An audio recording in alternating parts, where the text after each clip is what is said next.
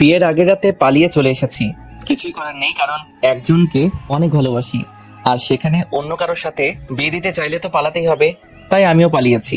যাকে ভালোবাসি তাকে আমি কখনো দেখিনি। অনেকবার ঠিক করেছি দেখা করব, কিন্তু কোনো না কোনো কারণে দেখা করাটা হয়ে ওঠেনি। তাই তাকে না দেখে ভালোবেসে যাচ্ছি। আর আজকে আমার বিয়ের কথা শুনে সে পাগল হয়ে যাচ্ছে। তারপর সে আমাকে বলে পালিয়ে আসতে। আমিও বেশি কিছু না ভেবে পালিয়ে আসি। চলুন পরিচয়টা দিয়ে দেই, না হলে কিছুই বুঝবেন না। আমি রাজ, এবার ইন্টার পরীক্ষা দিয়ে আপাতত অবসর সময় কাটাচ্ছি। বাবা মায়ের একমাত্র ছেলে। আব্বু বিজনেস করে আর আম্মু গৃহিণী। ব্যাস, অনেক সুখে লাইফ চলতেছে আমাদের। কলেজ বন্ধ, তাই ভালো লাগতেছে না। এই আড্ডা দিয়ে সময় পার করি আর টুং টুং করে ঘোরাঘুরি করছি। চলুন গল্পে ফেরা যাক। সকালে আম্মুর ডাকে ঘুম ভাঙলো, তাই উঠে ফ্রেশ হয়ে নাস্তা করতে নিচে চলে আসলাম। সবাই যখন নাস্তা করছিল তখনই আম্মু বলে উঠলো, রাজ, কালকে তুমি আমার সাথে তোমাদের নানুদের বাসায় বেড়াতে যাবে। আম্মু তুমি গ্রামে যাবে, যাও, আমাকে এর মাঝে টানছো কেন? কারণ এবার তোর নীলাপুর বিয়ে ঠিক হয়েছে, আর তাই তোকে নিয়ে যাচ্ছি। আর এমনিতেও সেই ক্লাস 8-এর পরে আর যাস নাই। এবার তো পরীক্ষাও শেষ, চল গিয়ে ঘুরে আসবি। বিয়ে যেহেতু হচ্ছে তখন যাওয়া যায়, কিন্তু আব্বু যাবে না। আমি বিয়ের আগের দিন চলে যাব। আমার একটু কাজ আছে এখানে, তাই যেতে পারতেছি না এখন। ওকে, কিন্তু কাজ শেষ করে চলে যাবা বলে দিলাম। ওকে। আচ্ছা, ওইখানে গেলে সবাই আমাকে চিনবে তো, নাকি আনপাবলিক ভেবে বের করে দিবে?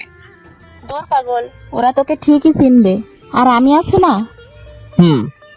তারপর খাওয়া দাওয়া শেষ করে উপরে চলে আসলাম। উপরে এসে মোবাইলটা হাতে নিতেই দেখি রিয়া ফোন দিয়ে রেখেছে। তাই আর দেরি না করে কল ব্যাক করি। রিং হওয়ার পরেই ধরে রিয়া। কি হলো, কোথায় চলে গিয়েছিলে? ব্রেকফাস্ট করতে। ও আচ্ছা, তুমি কি আমার সাথে দেখা করবে না? বলো কবে করতে চাও? পরশুদিন সকালে। সরি, আমি তো কালকে গ্রামে চলে যাব, তাই দেখা করতে পারবো না। সপ্তাহখানেক পরে একটা সময় বলো, তখন দেখা করতে পারবো। তুমি যে গ্রামে যাবে এটা আমাকে আগে বলনি কেন? আরে আজকে সকালেই তো নাস্তা করার সময় বললো, তাই এখন বলতেছি। আচ্ছা ঠিক আছে, যাও, তবে ওইখানে গিয়ে আবার আমাকে ভুলে যেও না। তোমার থেকে সুন্দর মেয়ে পেলে তোমাকে তো ভুলে যাবই। চুপ সায়দা, আমার থেকে হয়তো সুন্দর পাবে, কিন্তু কেউ আমার মতো ভালোবাসবে না, এটা মনে রেখো। ওকে, আচ্ছা ভালো থেকো। আমার অন্য একটা গপ ফোন দিতেছে, ওর সাথে কথা বলে নেই। রিয়াকে রাগাতে বললাম। শয়তান একটা। ওকে, তোমার জিএফ এর সাথে কথা বলা শেষ করো, বাই। তারপর রিয়া ফোনটা রেখে দিল। রিয়া বুঝে গেছে আমি তাকে এসব রাগানোর জন্য বলি। এভাবে দিনটা কেটে গেল।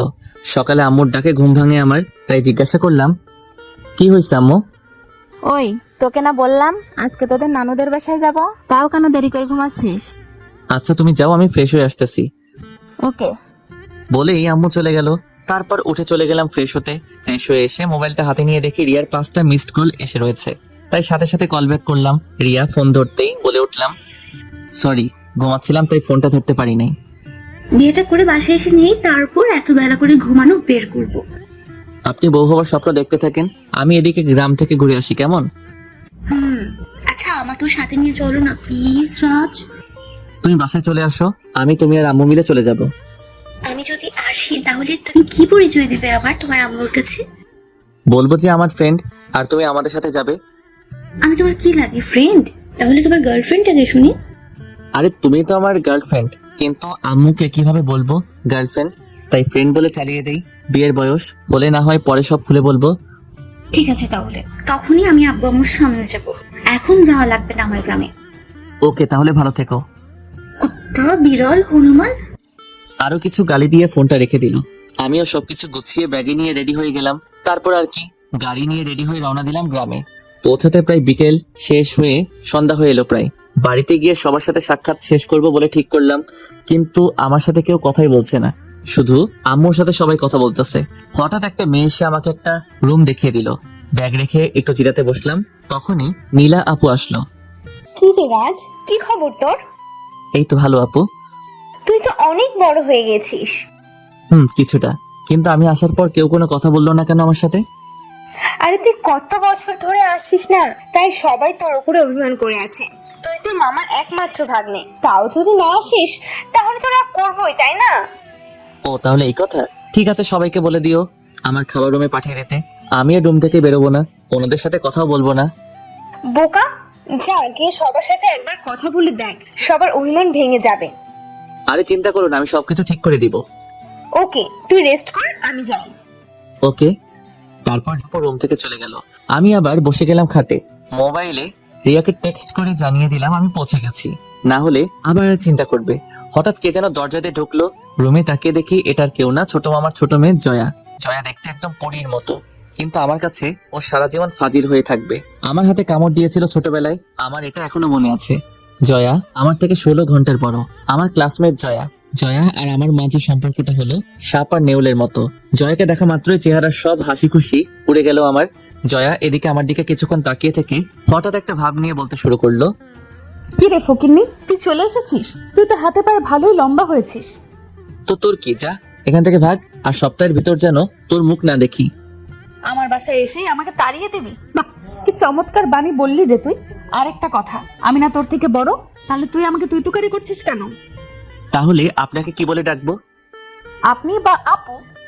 তার থেকে ভালো তোকে নাগিন বলে ডাকি। আমি শুনেছি জয়া নাকি নাগিন ড্যান্স করে বাসায়। ব্যাস, রাজের কথা শুনে জয়া তেলে বেগুনে জ্বলে উঠলো। সুন্দরী মেয়ের চেহারা এমনিতেও হালকা, একটু রাগলেই লাল হয়ে যায়। জয়ারও তাই হয়েছে। জয়াকে আর একটু রাগিয়ে দিতে ও লাল চেহারা দেখে বলে উঠলাম, এই তো নাগিনের রূপটা বাহিরে আসতেছে। গুড, নাগিন গান ধরবো নাকি আমি? জয়া আমার কথা শুনে এবার রাগের চরম পর্যায়ে চলে যায়। জয়া আর কিছু না বলে রুম থেকে বেরিয়ে গেল। আমি একটা শান্তির নিঃশ্বাস নিয়ে বসে পড়লাম। কিছুক্ষণ পর গিয়ে আমি ফ্রেশ হয়ে এসে বসেছিলাম রুমে ভালো লাগছিল না, তাই আমি রুম থেকে বেরিয়ে ড্রয়িং রুমে গেলাম। এসে দেখি আম্মু বসে বসে টিভি দেখতেছে আর নানু রাতের খাবার রেডি করতেছে, আর নানুকে দুই মামি হেল্প করতেছে। আমি গিয়ে আম্মুর পাশে বসে টিভি দেখতে লাগলাম। হঠাৎ আমি নানুকে দেখে বলে উঠলাম, আচ্ছা আম্মু, আমার কেন জানি মনে হয় এই বৃদ্ধ মহিলাটাকে কোথায় যেন দেখেছি। এই মহিলাটা কি যেন লাগে আমার। কথাটা বলার পরে নানুর আগে একটা ভাবনি আমার কাছে আসলো। তারপর আর কিছু না বলে আমার কান ধরে দিল মোচড়। তারপর বলতে লাগলো, আমি কি লাগি মনে নেই তোর? শয়তান, থাকবেই বা কেমন করে? 6-7 বছর পরে আমাদের যে দেখতে এসেছিস। এবার উঠে নানুকে জড়িয়ে ধরলাম আর বললাম, তোমাকে কি করে ভুলে যাই বুড়ি? আমার সাথে কথা বলানোর জন্য এটা বলেছি। সরি, এতদিন বিজি ছিলাম তাই আসতে পারি নাই। শয়তান, মানুষ হবি না। বলে নানুও জড়িয়ে ধরলো। ব্যাস, নানুর সাথে ডিল ওকে। এবার মামাদের পালা, ওনারা আসলে সবকিছু ঠিক করে দিব। তাই আমি বসে টিভি দেখতে লাগলাম। তখনই জয়া হুট করে কোথা থেকে যেন এসে বসলো। কিরে পিতনি, কোথা থেকে আসলি? তোকে কেন বলতে যাব? আর তুই এখনো এই বাড়িতে কি করিস? তোকে না বলেছি তুই চলে যাবি? তুই বললেই হলো আর আমি চলে যাব? বেশি বকবক করলে তোকে বাসা থেকে বের করে দিব। আমার সে ক্ষমতা আছে, তুই জানিস। শয়তান, রাখ, তোকে একটা উচিত শিক্ষা দেব। যা পারলে দিস। তারপর জয়া চিমটি কেটে উঠে দৌড় দেয়। আমি কিছু না বলে চুপ করে সহ্য করে নিলাম। তারপর মামারা আসলে ওনাদেরকে মানিয়ে ফেললাম। তারপর রাতে খাওয়া দাওয়া করে দিলাম, একটা ঘুম। সকালে উঠে দেখি জয়া আমার বিছানার পাশে বসে আছে। হালকা একটু ভয় পেয়ে যাই। তারপর নিজেকে সামনে নিয়ে বললাম, কি হলো, তুই এখানে বসে আছিস কেন? জয়া আর কিছু না বলে হাসতে লাগলো। কিছুটা অবাক হয়ে গেলাম ওর এমন আচরণ দেখে, তাই আবার জিজ্ঞেস করলাম, কি হলো, এভাবে তাকিয়ে হাসতেছিস কেন? জয়া কিছু না বলে ওর ফোন থেকে কিছু একটা বের করে আমার দিকে মোবাইলটা দেখালো। মোবাইলের দিকে তাকিয়ে আমি হতবাক হয়ে গেলাম, কারণ মোবাইলে আমি যে হাত পা ছড়িয়ে ঘুমিয়েছিলাম তার উপরে মুখ কিছুটা হা হয়েছিল। এমন সময় জয়া বলে উঠলো, এইগুলো বাসার সবাইকে দেখাবো আর ফেসবুকে পোস্ট করে দেব, কি বলিস? বুঝলাম, ব্ল্যাকমেইল করার জন্য তুলেছে এগুলো। ওর কথা মতো চলতে হবে, না হলে সত্যি ফাঁস করে দিবে সবকিছু। তাই নরম গলায় বললাম, জয়া, আমি তোর তো কোনো ক্ষতি করি নাই, তাহলে তুই এগুলো কেন পোস্ট করবি বা কাউকে দেখাবি বল? এই তো বুঝেছিস, তুই অনেক চালাক রে, তাই তোকে এই লাইনে আনতে এগুলো করেছি। আমি তো এমনি লাইনে। শোন, এখন থেকে আমার কথা না শুনলে এগুলো ভাইরাল করে দেব, বুঝলি? না, তোর কথা মতোই চলবো আমি। এখন আয়, মার্কেটে যাব আমি তোকে নিয়ে। কেন? শপিং করতে যাব আমি তোকে নিয়ে, এখন ওর তাড়াতাড়ি। যা, তুই আসতেছি। আরেকটা কথা, এখন থেকে আপনি করে বলবি, কিন্তু আপু ডাকতে পারবি না, শুধু আপনি। ওকে। আমার ভিতরে আগুন জ্বলতেছে জয়ের কথাগুলো শুনে। পিকগুলো অনেক বিশ্রী উঠেছে, তাই ওর কথাগুলো শুনতেছি, না হলে কি যে করতাম তা বলে শেষ করতে পারবো না। যাক, রেডি হয়ে ওর সাথে রওনা দিলাম বাজারে রিক্সা দিয়ে। রিক্সা আপন গতিতে চলতেছিল, তখন জয়া বলে উঠলো, আমার উপর তোর রাগ উঠতেছে তাই না? আরে না, রাগ উঠবে কেন? কি বলেন এসব আপনি? মিথ্যা বলা বন্ধ কর, আর শোন, যতদিন আছিস আমার কথা মতো চলবি, তাহলে সবগুলো পিক ডিলিট করে দেব। মনে মনে বললাম, সুযোগ পাই একটা, আমি নিজে ডিলিট করে দিব, তারপর তোকে দেখাবো মজা কাকে বলে। এসব ভাবতে ভাবতে চলতেছি। হঠাৎ একটা ছেলে রিক্সাটা থামিয়ে দিল। আমি কিছুটা অবাক হয়ে গেলাম, কিন্তু জয়ার দিকে তাকিয়ে দেখি জয়া কেমন জানি একটা বিরক্তিকর ভাব নিয়ে ছেলেটার দিকে তাকালো। তখনই ছেলেটা বলে উঠলো, জয়া, ছেলেটাকে? ওর নাম রাজ, আমার বয়ফ্রেন্ড। জয়ার কথা শুনে আমার মনে হলো আমি হার্ট ফেল করব। কি বললো মেয়েটা? আমি স্বপ্ন দেখতেছি নাকি? আমি চোখ বড় বড় করে জয়ের দিকে তাকালাম। কি? কানে কম শুনিস নাকি? তোকে আমার বয়ফ্রেন্ডের কথা বলেছিলাম না, এটা হলো আমার বয়ফ্রেন্ড। না, এটা হতে পারে না। তাহলে আমি এতদিন তোমার পেছনে ঘুরে কি হলো? তা আমি কি জানি? আমি তোকে আগেই বলেছি আমার বয়ফ্রেন্ড আছে, তুই বিশ্বাস করিস নাই, তো এখন বুঝ মজা। দেখো, তোমার বয়ফ্রেন্ড থাকায় আমার কিছু যায় আসে না, আমি এখনো তোমাকে ভালোবাসি। দেখ, ওর সাথে আমার সব কিছু হয়ে গেছে, মানেটা কি তোকে ভেঙে বলবো নাকি বুঝে যাবি? আর কয়েকদিন পর ওর আর আমার বিয়ে, তুই আসিস কেমন? আর হ্যাঁ, বিয়ের পরেও যদি তুই আমাকে চাস তাহলে বলিস। রাত যদি আমাকে ডিভোর্স দিয়ে দেয় তখন আমি তোর কাছে ফিরে আসবো, কেমন? আমি জয়ার কথা শুধু হা হয়ে শুনছিলাম, কারণ ওর কথার আগামাথা কিছুই আমার মাথায় ঢুকতেছে না, শুধু ওদের কথা শুনতেছি। জয়া, তুমি কি সব সত্যি বলতেছো? আর রিক্সাটা ছাড়, এবার রাজকে নিয়ে হোটেলে যাচ্ছি, দিনটা কাটিয়ে বিকেলে ফিরবো। ছেলেটা আর কিছু না বলে সাইড হয়ে দাঁড়িয়ে গেল। রিক্সা আবার চলতে শুরু করলো। কিছুটা দূরে যেতেই বলে উঠলাম, ওই তুই কি বললি আমাকে ওই ছেলেটার সামনে? আরে আর বলিস না, প্রত্যেকটা দিন রাস্তায় আমার জন্য দাঁড়িয়ে থাকে, তাই আজকে সুযোগ বুঝে ওর পিছু নেওয়াটা ছাড়িয়ে দিলাম। তাই বলে আমাকে ব্যবহার করলি কেন?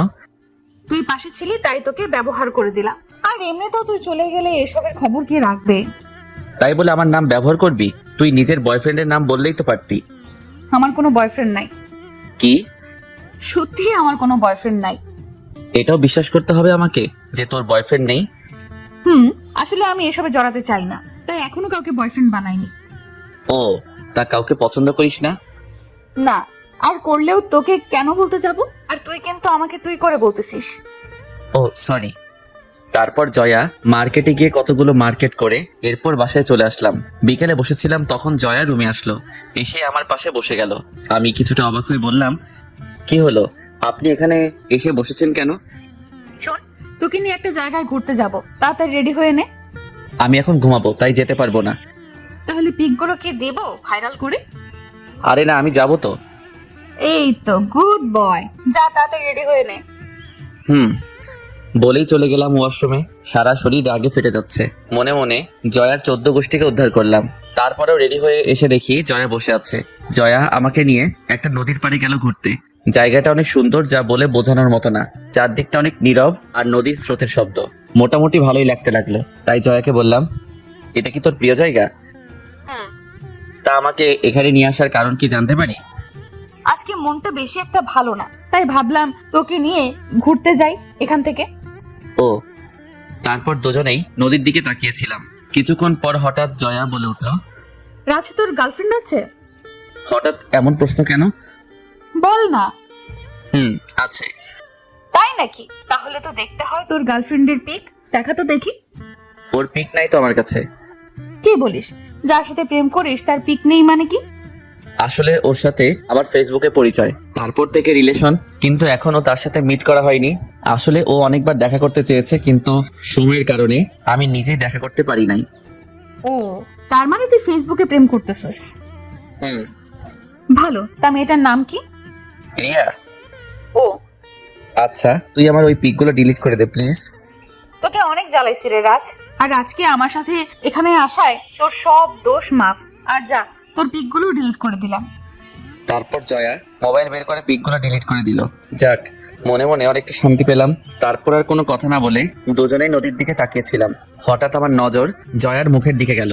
পরন্ত বিকেলের শেষ রোদে জয়ার রূপটা আরো জ্বলজ্বল করতে লাগলো। ওর মুখটাও নিষ্পাপ হয়ে উঠলো। ওর এই চেহারা দেখলে কেউ বলতেই পারবে না যে মেয়েটা এতটা চঞ্চল। এসব ভাবছিলাম, তখন জয়ার ডাকে বাস্তবে ফিরলাম। কি রে, এইভাবে আমার দিকে তাকিয়ে আছিস কেন? না, এমনি। তারপর আরো কিছুক্ষণ বসে থেকে বাসায় চলে আসলাম। বাসাটা সাজানোর কাজ শুরু করে দিয়েছে। রাতে সবাই সবার মতো ব্যস্ত হয়ে রয়েছে। আমার ভালো লাগছিল না, কি করব বুঝতেছি না। তখনই জয়া রুমে আসলো। কি রে রাজ, কি করতেছিস? এই তো বসে রয়েছি। আসলে আমার ভালো লাগছিল না, তাই ভাবলাম তোর সাথে আড্ডা দেই কিছুক্ষণ, কি বলিস? কিন্তু রুমে বসে থাকতে ভালো লাগতেছে না। চল রাস্তায় গিয়ে হেঁটে আসি। ভালো বলেছিস, চল বাহিরে যাই। তারপর জয়াকে নিয়ে হাঁটতে বেরিয়ে গেলাম। রাস্তায় দুজনে হাঁটতে লাগলাম চুপচাপ। তখনই জয়া বলে উঠলো, তোরা কি বিয়ের পরদিনই চলে যাবি? না, এবার যেহেতু এসেছি কয়েকদিন থেকে তারপর যাব। ও, তা তোর প্রেম কেমন চলতেছে? আর বলিস না রিয়া, আজকে সারাদিন একবারও খোঁজ নিল না। বুঝলাম না, ফোন দিয়েছি তাও ধরতেছে না। দেখ, তুই গ্রামে চলে এসেছিস, তাই ওই রিয়া মেয়েটা অন্য একজনের সাথে সময় কাটাচ্ছে। আরে না, রিয়া মেয়েটা এমন না, ও সব মেয়ের থেকে আলাদা। তুই না দেখে কিভাবে বুঝলি? দেখ, প্রায় সব রিলেশনের ব্যাপারে ছেলে সবসময় ফোন দিয়ে মেয়ের খোঁজ খবর নেই, কিন্তু আমার বেলায় উল্টো। রিয়া সবসময় কল দিয়ে জিজ্ঞাসা করবে কি করতেছি না করব, সবকিছুর খবর নেই। তাই নাকি? আর রিয়া না প্রায় দিনই আমার সাথে দেখা করতে চায়, কিন্তু আমি সময়ের অভাবে দেখা করতে পারি না। রিয়া আর যাই হোক খারাপ হতে পারে না, আর আমি রিয়াকে অনেক ভালোবাসি। ও রোমিও সাহেব, রোম্যান্স বাদ দিয়ে বাস্তবে আসেন। আচ্ছা চল বাসায় যাই। কেন, কাজ আছে নাকি?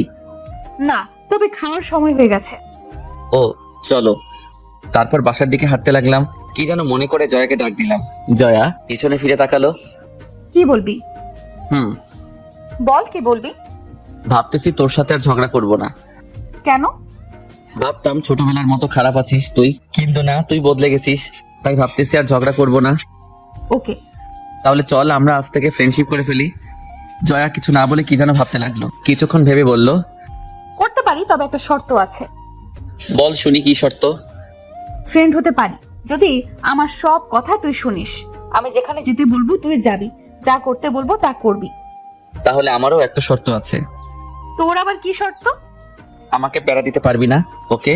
আর ওই দিনের মতো বৃষ্টি ছবি আর তুলবি না। ওকে। ব্যাস। জয়া হেসে হাত বাড়িয়ে দিল, আর আমি হ্যান্ডশেক করে নিলাম। তারপর রওনা দিলাম বাসার দিকে। বাসায় এসে খাওয়া দাওয়া করে ঘুমিয়ে গেলাম। সকালে মুখে পানি ছিটানোর পর ঘুম ভাঙলো। তাকিয়ে দেখি জয়া সামনে দাঁড়িয়ে আছে পানির গ্লাস নিয়ে। কি হলো, পানি ছিটালি কেন? এত বেলা করে কেউ ঘুমায়? তাই বলে পানি ছিটাবি? ডাকলেই তো উঠে যেতাম। ডাকলে উঠতেছি, একটু পরে উঠবো এসব বলতি, কিন্তু পানি ছিটিয়ে দিয়েছি, একেবারে উঠে বসেছিস। আচ্ছা, দরজা লাগানো ছিল, তুই ভিতরে আসলি কিভাবে? তুই আসার আগে এটা আমার রুম ছিল, তুই আসায় তোকে থাকতে দিয়েছি, তাই আমার রুম বাহির থেকে কিভাবে খুলতে হয় তা তো আমি জানবই। তাই তো বলি, এরকম নোংরা রুমটা কার হতে পারে? এটা নোংরা রুম? তাহলে বাকি রুমগুলো কি? কমপক্ষে এটার থেকে ভালো। তাহলে যা গিয়ে গরুর ঘরে থাক, ওইখানটা পরিষ্কার পাবি। হ্যাঁ, বেড়াতে এসেছি বলে এখন তো খোটা দিবি। চুপ, বক বক না করে নাস্তা করতে আয়, আম্মু তোকে ডাকতে পাঠিয়েছে আমাকে। তুই যা, আমি আসতেছি। আর চুলগুলো এমন ভাবে এলোমেলো করে রেখেছিস কেন? এমনি। আগে গিয়ে এগুলো ঠিক করে আয়, আর মামিকে বলবি নাস্তা রুমে পাঠিয়ে দিতে। চুপচাপ আয়, না হলে মারবো ধরে। তোর জন্য আমি এখনো খাইনি।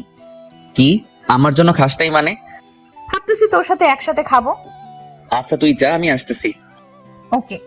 বলেই জয়া চলে গেল। তারপর আমি উঠে ফ্রেশ হয়ে গিয়ে নাস্তা করে নিলাম। রাতে গায়ে হলুদের অনুষ্ঠান হবে, তাই সবাই সাজাতে ব্যস্ত হয়ে আছে, আর আমিও সবার কাজগুলো ঘুরে ঘুরে দেখতে লাগলাম। সন্ধ্যায় রেডি হয়ে গিয়ে সবার মতো আমিও এক জায়গায় বসেছিলাম। তখনই মোবাইলের একটা কল আসলো। তাকিয়ে দেখি রিয়া কল দিয়েছে, তাই তাড়াতাড়ি রিসিভ করলাম। কেমন আছো রাজ? কেমন আছি জিজ্ঞাসা করলে মারবো বলে দিলাম। সরি রাজ, এই 2-3 দিন অনেক বিজি ছিলাম, তার উপরে বাসায় কিছু মেহমান এসেছে, তাই তোমার সাথে যোগাযোগ করতে পারিনি। ও, তা কেমন আছো তুমি? ভালো, তুমি কেমন আছো? এতক্ষণে ভালো হয়েছি। তা গ্রামে গিয়ে কি নতুন কাউকে পেয়ে গেলে নাকি? তোমার কি মনে হয়? আমি যাকে ভালোবাসি সে আমাকে ছাড়া অন্য কারোর প্রতি মুগ্ধ হতেই পারে না। তাহলে জিজ্ঞেস করলে কেন? এমনি মন চেয়েছে তাই। তবে একটা শত্রুকে ফ্রেন্ড বানিয়েছি এখানে এসে।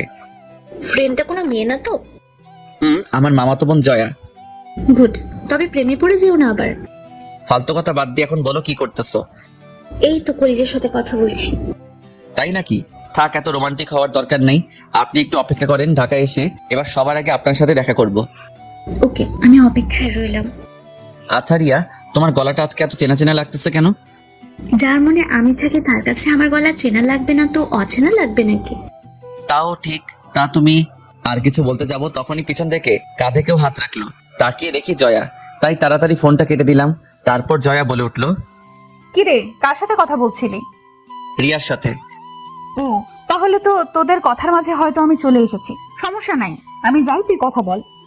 আরে না, বল, কি বলবি? তোকে সবাই খুঁজতেছে। কেন? আপুর মুখে হলুদ লাগিয়ে দিবি না? ও, তুই যা, আমি আসতেছি। তাড়াতাড়ি আয়। জয়া চলে গেল। আমি রিয়াকে বলি বিজি আছি, পরে কথা বলবো বলে চলে যাই সবার ওইখানে। তারপর ছোট মামি আর আমি গিয়ে আপুর মুখে হালকা একটু হলুদ লাগিয়ে দেই। তারপর আপুকে একটু মিষ্টি খাইয়ে দেই। ভাবলাম এই সুযোগে আপুর সাথে একটু দুষ্টুমি করে নেই, তাই আপুকে বললাম, আপু মুখে আটা কয় বস্তা লাগিয়েছ? চুপ শয়তান। সত্যি বললেই দোষ, তবে আপু তোমাকে না আজকে অনেক সুন্দর লাগতেছে। তাই নাকি? Thank you. ইস, যদি আর 5 থেকে 6 বছর আগে জন্ম নিতাম তাহলে কতই না ভালো হতো। কেন 5 বছর আগে জন্ম নিলে কি করতি? 5 বছর আগে জন্ম নিলে তোমার উপরে লাইন মারতে পারতাম, কিন্তু এত ছোট হওয়ায় তাও পারতেছি না। তুই কি যাবি না আমি এখন তোকে মারবো? যাচ্ছি, তবে Congress and wish your happy married life. Thanks. Welcome. তারপর সেখান থেকে এসে জয়ের পাশে দাঁড়ালাম। জয়া নীলা আপুর দিকে এক দৃষ্টিতে তাকিয়ে আছে, তাই আমি জিজ্ঞাসা করলাম, কি রে এইভাবে তাকিয়ে কি দেখছিস? ভাবতেছি মেয়েদের জীবনে কত কিছুই না করতে হয়, নিজের পরিবার ছেড়ে অন্য কোথাও চলে যেতে হয়, আর কত কিছু। তবে তুই চিন্তা করিস না, তোর বেলায় এসব কিছুই হবে না। কেন?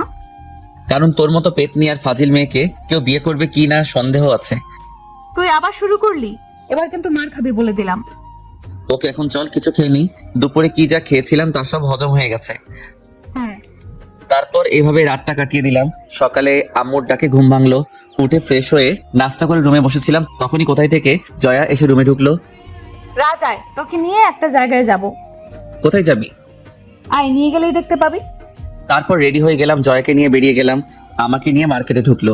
ভাবলাম জয়া হয়তো মার্কেট করবে, কিন্তু না, জয়া পার্লারে এসেছে। আমাকে ওয়েটিং রুমে বসিয়ে দিয়ে সে চলে গেল ভিতরে।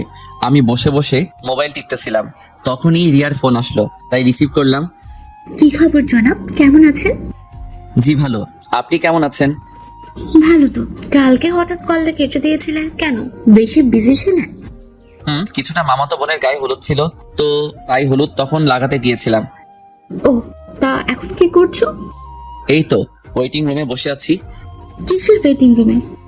জয়া আমাকে নিয়ে পার্লারে এসেছে। সে ভিতরে বসে তার মুখে ময়দার বস্তা লাগাচ্ছে, আর আমি এখানে বসে আছি। ওই, মেকআপকে অপমান করবে না বলে দিলাম। মেকআপকে যদি আরেকদিন আটা ময়দা বলতে শুনেছি তাহলে তোমার খবর আছে বলে দিলাম। তার মানে তুমিও মেকআপ প্রেমী? হুম তা ময়দা না মেকআপ যে বলো, এগুলো দিয়ে কি রুটি বানিয়ে খাওয়া যাবে? বিয়ের পর প্রতিদিন বানিয়ে খাওয়াবো আপনাকে। ওকে। তাড়াতাড়ি ঢাকায় এসো, ভালো লাগছে না তুমি গ্রামে থেকে। এখনো না দেখেই এত অস্থির হয়ে যাচ্ছ? আল্লাহই জানে বিয়ের পরে কি করো। তখন কলিজের সাথে বেঁধে রাখবো তোমাকে। দেখা যাবে। ওকে, ভালো থেকো, আম্মু ডাকছে। Okay bye. বাই। তারপর ফোনটা রেখে দিয়ে আবার গেম খেলতে লাগলাম। 10 মিনিট পর জয়া বেরিয়ে আসলো। তারপর জয়াকে নিয়ে বাসায় চলে আসলাম। বিয়ে বাড়ি ফুটে উঠেছে চারদিক। রুমে গিয়ে শাওয়ারে চলে গেলাম। দুপুরে বাহিরে বসেছিলাম, তখনই জয়া বাহিরে আসলো। জয়ার দিকে নজর পড়তেই হা হয়ে গেলাম। জয়া সাজলে যে এত সুন্দর লাগে তা আজকে দেখতেছি। তার উপর আবার শাড়ি পরেছে। হাই খোদা, মেয়েটা তো পরীর সাথে পাল্লা দিতে পারবে। শুধু আমি না, বিয়ে বাড়ির সবাই জয়ার দিকে হা করে তাকিয়ে আছে। জয়া আমার সামনে এসে দাঁড়িয়ে জিজ্ঞাসা করলো, কিরে, কেমন লাগছে আমাকে? আগে এটা বল, আটার দাম কি কমেছে নাকি?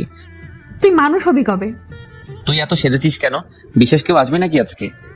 আপুর বিয়েতে আমি সাজবো না তা কি হয় নাকি? এত সেজে একটা কাজ এগিয়ে নিয়েছিস। সেটা কি? তোর বিয়েটা মনে হয় এবার তাড়াতাড়ি হয়ে যাবে, কারণ যেভাবে সেজেছিস কেউ না কেউ পছন্দ করেই যাবে, দেখিস। ধুর, এসব ফাউল কথা। আয়, ওইদিকে গিয়ে বসি। তারপর আমি আর জয়া গিয়ে একটা গাছের নিচে বসে রইলাম। তখনই আমার নজরে পড়লো ওই দিন রিক্সা আটকানো ছেলেটা।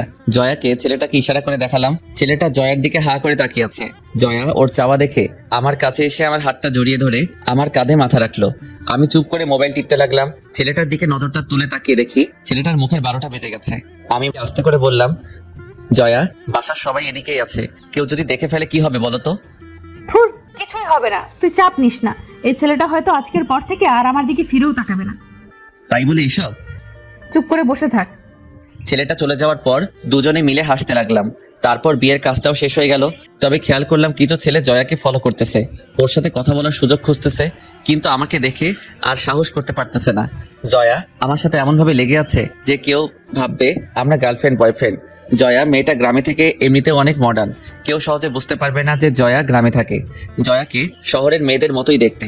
যাক, প্রায় সন্ধ্যার দিকে পাত্রপক্ষ নীলা আপুকে নিয়ে চলে গেল। সবাই কিছুটা মন খারাপ করে বসে আছে। এইভাবে রাতটা কাটিয়ে দিলাম। সকালে আম্মুর ডাকে ঘুম ভাঙলো। উঠে ফ্রেশ হয়ে গিয়ে নাস্তা করে নিলাম। তারপর আবার রুমে এসে বসে বসে মোবাইল টিপতে লাগলাম। তখনই জয়া রুমে আসলো। রাজ, তোর কি এখন কোনো কাজ আছে? না, কেন? তাহলে চল কোথাও গিয়ে ঘুরে আসি, ভালো লাগছে না। এখন না, বিকালে গেলে ভালো হয়। ওকে। বলেই জয়া চলে গেল। বিকেলে আমি আর জয়া চলে গেলাম ঘুরতে গেলাম সেই নদীর পাড়ে। প্রায় সন্ধ্যার পরে বাসায় আসলাম। এভাবে কেটে গেল 5-6 দিন। আমি আর জয়া বিকালে মার্কেটে গিয়েছিলাম কিছু কাপড় কিনতে। তখনই আম্মু ফোন দিয়ে বলল জয়াকে নিয়ে তাড়াতাড়ি বাসায় যেতে। তারপর জয়াকে নিয়ে বাসায় চলে গেলাম। গিয়ে দেখি বাসার সবার মুখে কেমন যেন একটা হাসি ফুটে আছে। আমি আর জয়া কিছু না বুঝে ভিতরে যেতেই আম্মু বলল, জয়া যা, তুই গিয়ে রেডি হয়ে আয়। কেন আন্টি? তুই গিয়ে রেডি হ, আমি এসে তোকে সব বলবো। জয়া ভিতরে চলে গেল। তাই আমি আম্মুকে জিজ্ঞাসা করলাম, কি হয়েছে আম্মু? জয়াকে পাত্রপক্ষ দেখতে আসতেছে। কি, এত ছোট মেয়েকে ওরা বিয়ে দিয়ে দিবে? আরে বিয়ে দেবে না, পাত্রপক্ষ জয়াকে দেখে যাবে আজকে। তারপর একদিন সময় করে জয়াকে এঙ্গেজমেন্টের রিং পরিয়ে দিয়ে যাবে। তারপর জয়ার পড়ালেখা শেষ হলে বিয়ে হবে। এসবের কি দরকার? একেবারে পড়ালেখা শেষ করার পরেই তো এসব করলে হয়। আরে এঙ্গেজমেন্ট করানোর কারণ হলো আর কেউ যেন জয়ার বিয়ের প্রস্তাব না নিয়ে আসতে পারে, সেই জন্য। আমার ভাই যে যা সুন্দরী, তাতে সবার নজর পড়তেই পারে। তাই সেসব নজর আটকে ওরা আজকে জয়াকে দেখে যাবে। তারপর কয়েকদিনের ভেতর এঙ্গেজমেন্টের রিং পরিয়ে দেবে। ও, তাহলে তো ভালোই। আচ্ছা তুই থাক, আমি গেলাম। আম্মু চলে যাওয়ার পর আমি রুমে গিয়ে ফ্রেশ হয়ে জয়ের রুমে গেলাম। গিয়ে দেখি জয়া সাজতেছে মন খারাপ করে। কি হয়েছে, এমন মন খারাপ করে বসে আছিস কেন? আচ্ছা, এই বয়সে এঙ্গেজমেন্ট করানোর মানে হয়? আমি নীলাপুর বিয়ের দিনই তোকে বলেছিলাম যে এত সাজিস না, বিপদ হবে। হলো তো বিপদটা। থুর, এখন কি করব এটা বল। তুই জানিস তোর মন কি বলে? দেখি কি হয়, সময় সবকিছু বলে দিবে। এটাই। আচ্ছা তুই থাক, আমি গেলাম। গিয়ে দেখি বাহিরে কি হচ্ছে। তারপর বাহিরে এসে দেখি সবাই নাস্তা তৈরি করতেছে পাত্রপক্ষের জন্য। আমি বসে বসে ওনাদের সব আয়োজন দেখতে লাগলাম। কিছুক্ষণ পর কয়েকজন লোক আসলো বাসায়। বিশেষ করে পাত্রটা অনেক সুন্দর। আমি ওনাদের এখান থেকে জয়ার কাছে গেলাম। জয়া, তোর তো কপাল খুলে গেল। মানে? ছেলেটা দেখতে স্মার্ট আর অনেক কিউট। ধুর, বক বক করিস না। ছেলে রাজপুত্র হলেও আমি এখন এসব পড়তে পারবো না। এটা তোর ব্যাপার, তুই থাক, আমি গেলাম বলে সেখান থেকে চলে আসলাম। আবার ড্রয়িং রুমে এসে আবার ওনাদের সাথে বসে রইলাম। কিছুক্ষণ পর জয়াকে নিয়ে আসা হলো ওনাদের সামনে। সবাই দেখে পছন্দ করলো। যাক, পছন্দ হয়েছে এটা শুনেই খুশি হলাম। ওনারা বাসায় গিয়ে এঙ্গেজমেন্টের তারিখ জানিয়ে দিবে বলে ওনারা চলে যায়। জয়া নিজের রুমে চলে যায় আর আমি নিজের রুমে। রাতে খাওয়া দাওয়া শেষ করে বসেছিলাম, তখনই জয়া রুমে আসলো। মুখটা ভার করে আছে, তাই জিজ্ঞাসা করলাম, কি রে, কি হয়েছে, এমন মুখ করে আছিস কেন? ওইটা নিয়েই। ও, আরে সমস্যা কোথায়? এখন তো ব্যাস এঙ্গেজমেন্ট করে রাখবে, তোর যখন মন চাইবে তুই বিয়ে করে ফেলবি। আর ছেলেও তো দেখতে কত সুন্দর। জয়া কিছু না বলে রুমে চলে গেল। আমিও আর বেশি রাত না জেগে ঘুমিয়ে গেলাম। সকালে আম্মুর ডাকে ঘুম ভাঙলো। উঠে ফ্রেশ হয়ে নাস্তা করে নিলাম। তারপর জয়ার সাথে ড্রয়িং রুমে বসে কথা বলতে লাগলাম। হঠাৎ খেয়াল করলাম ছোট মামা রুম থেকে বেরিয়ে আসলো। রাগী মুখ দেখে আমি আর জয়া দুজনেই দাঁড়িয়ে গেলাম। মামাকে আমি জিজ্ঞাসা করলাম, মামা কি হয়েছে? মামা কোনো কথা না বলে ঠাস করে জয়ার আর আমার গালে চর বসিয়ে দেয় 2টা। আমি আর জয়া অবাক হয়ে তাকিয়ে আছি মামার দিকে। কেন চর মিলেছে এসবের কিছুই বুঝতেছি না। জয়াও আমার মতে অবাক হয়ে তাকিয়ে আছে। আম্মুর দিকে তাকিয়ে দেখি উনিও রাগে মুখ নিয়ে তাকিয়ে আছেন আমার দিকে। কি হচ্ছে কিছুই বুঝতেছিলাম না। তখনই বলে উঠলো, তোদের কারণে আজকে আমার এত বড় অপমান সহ্য করতে হলো।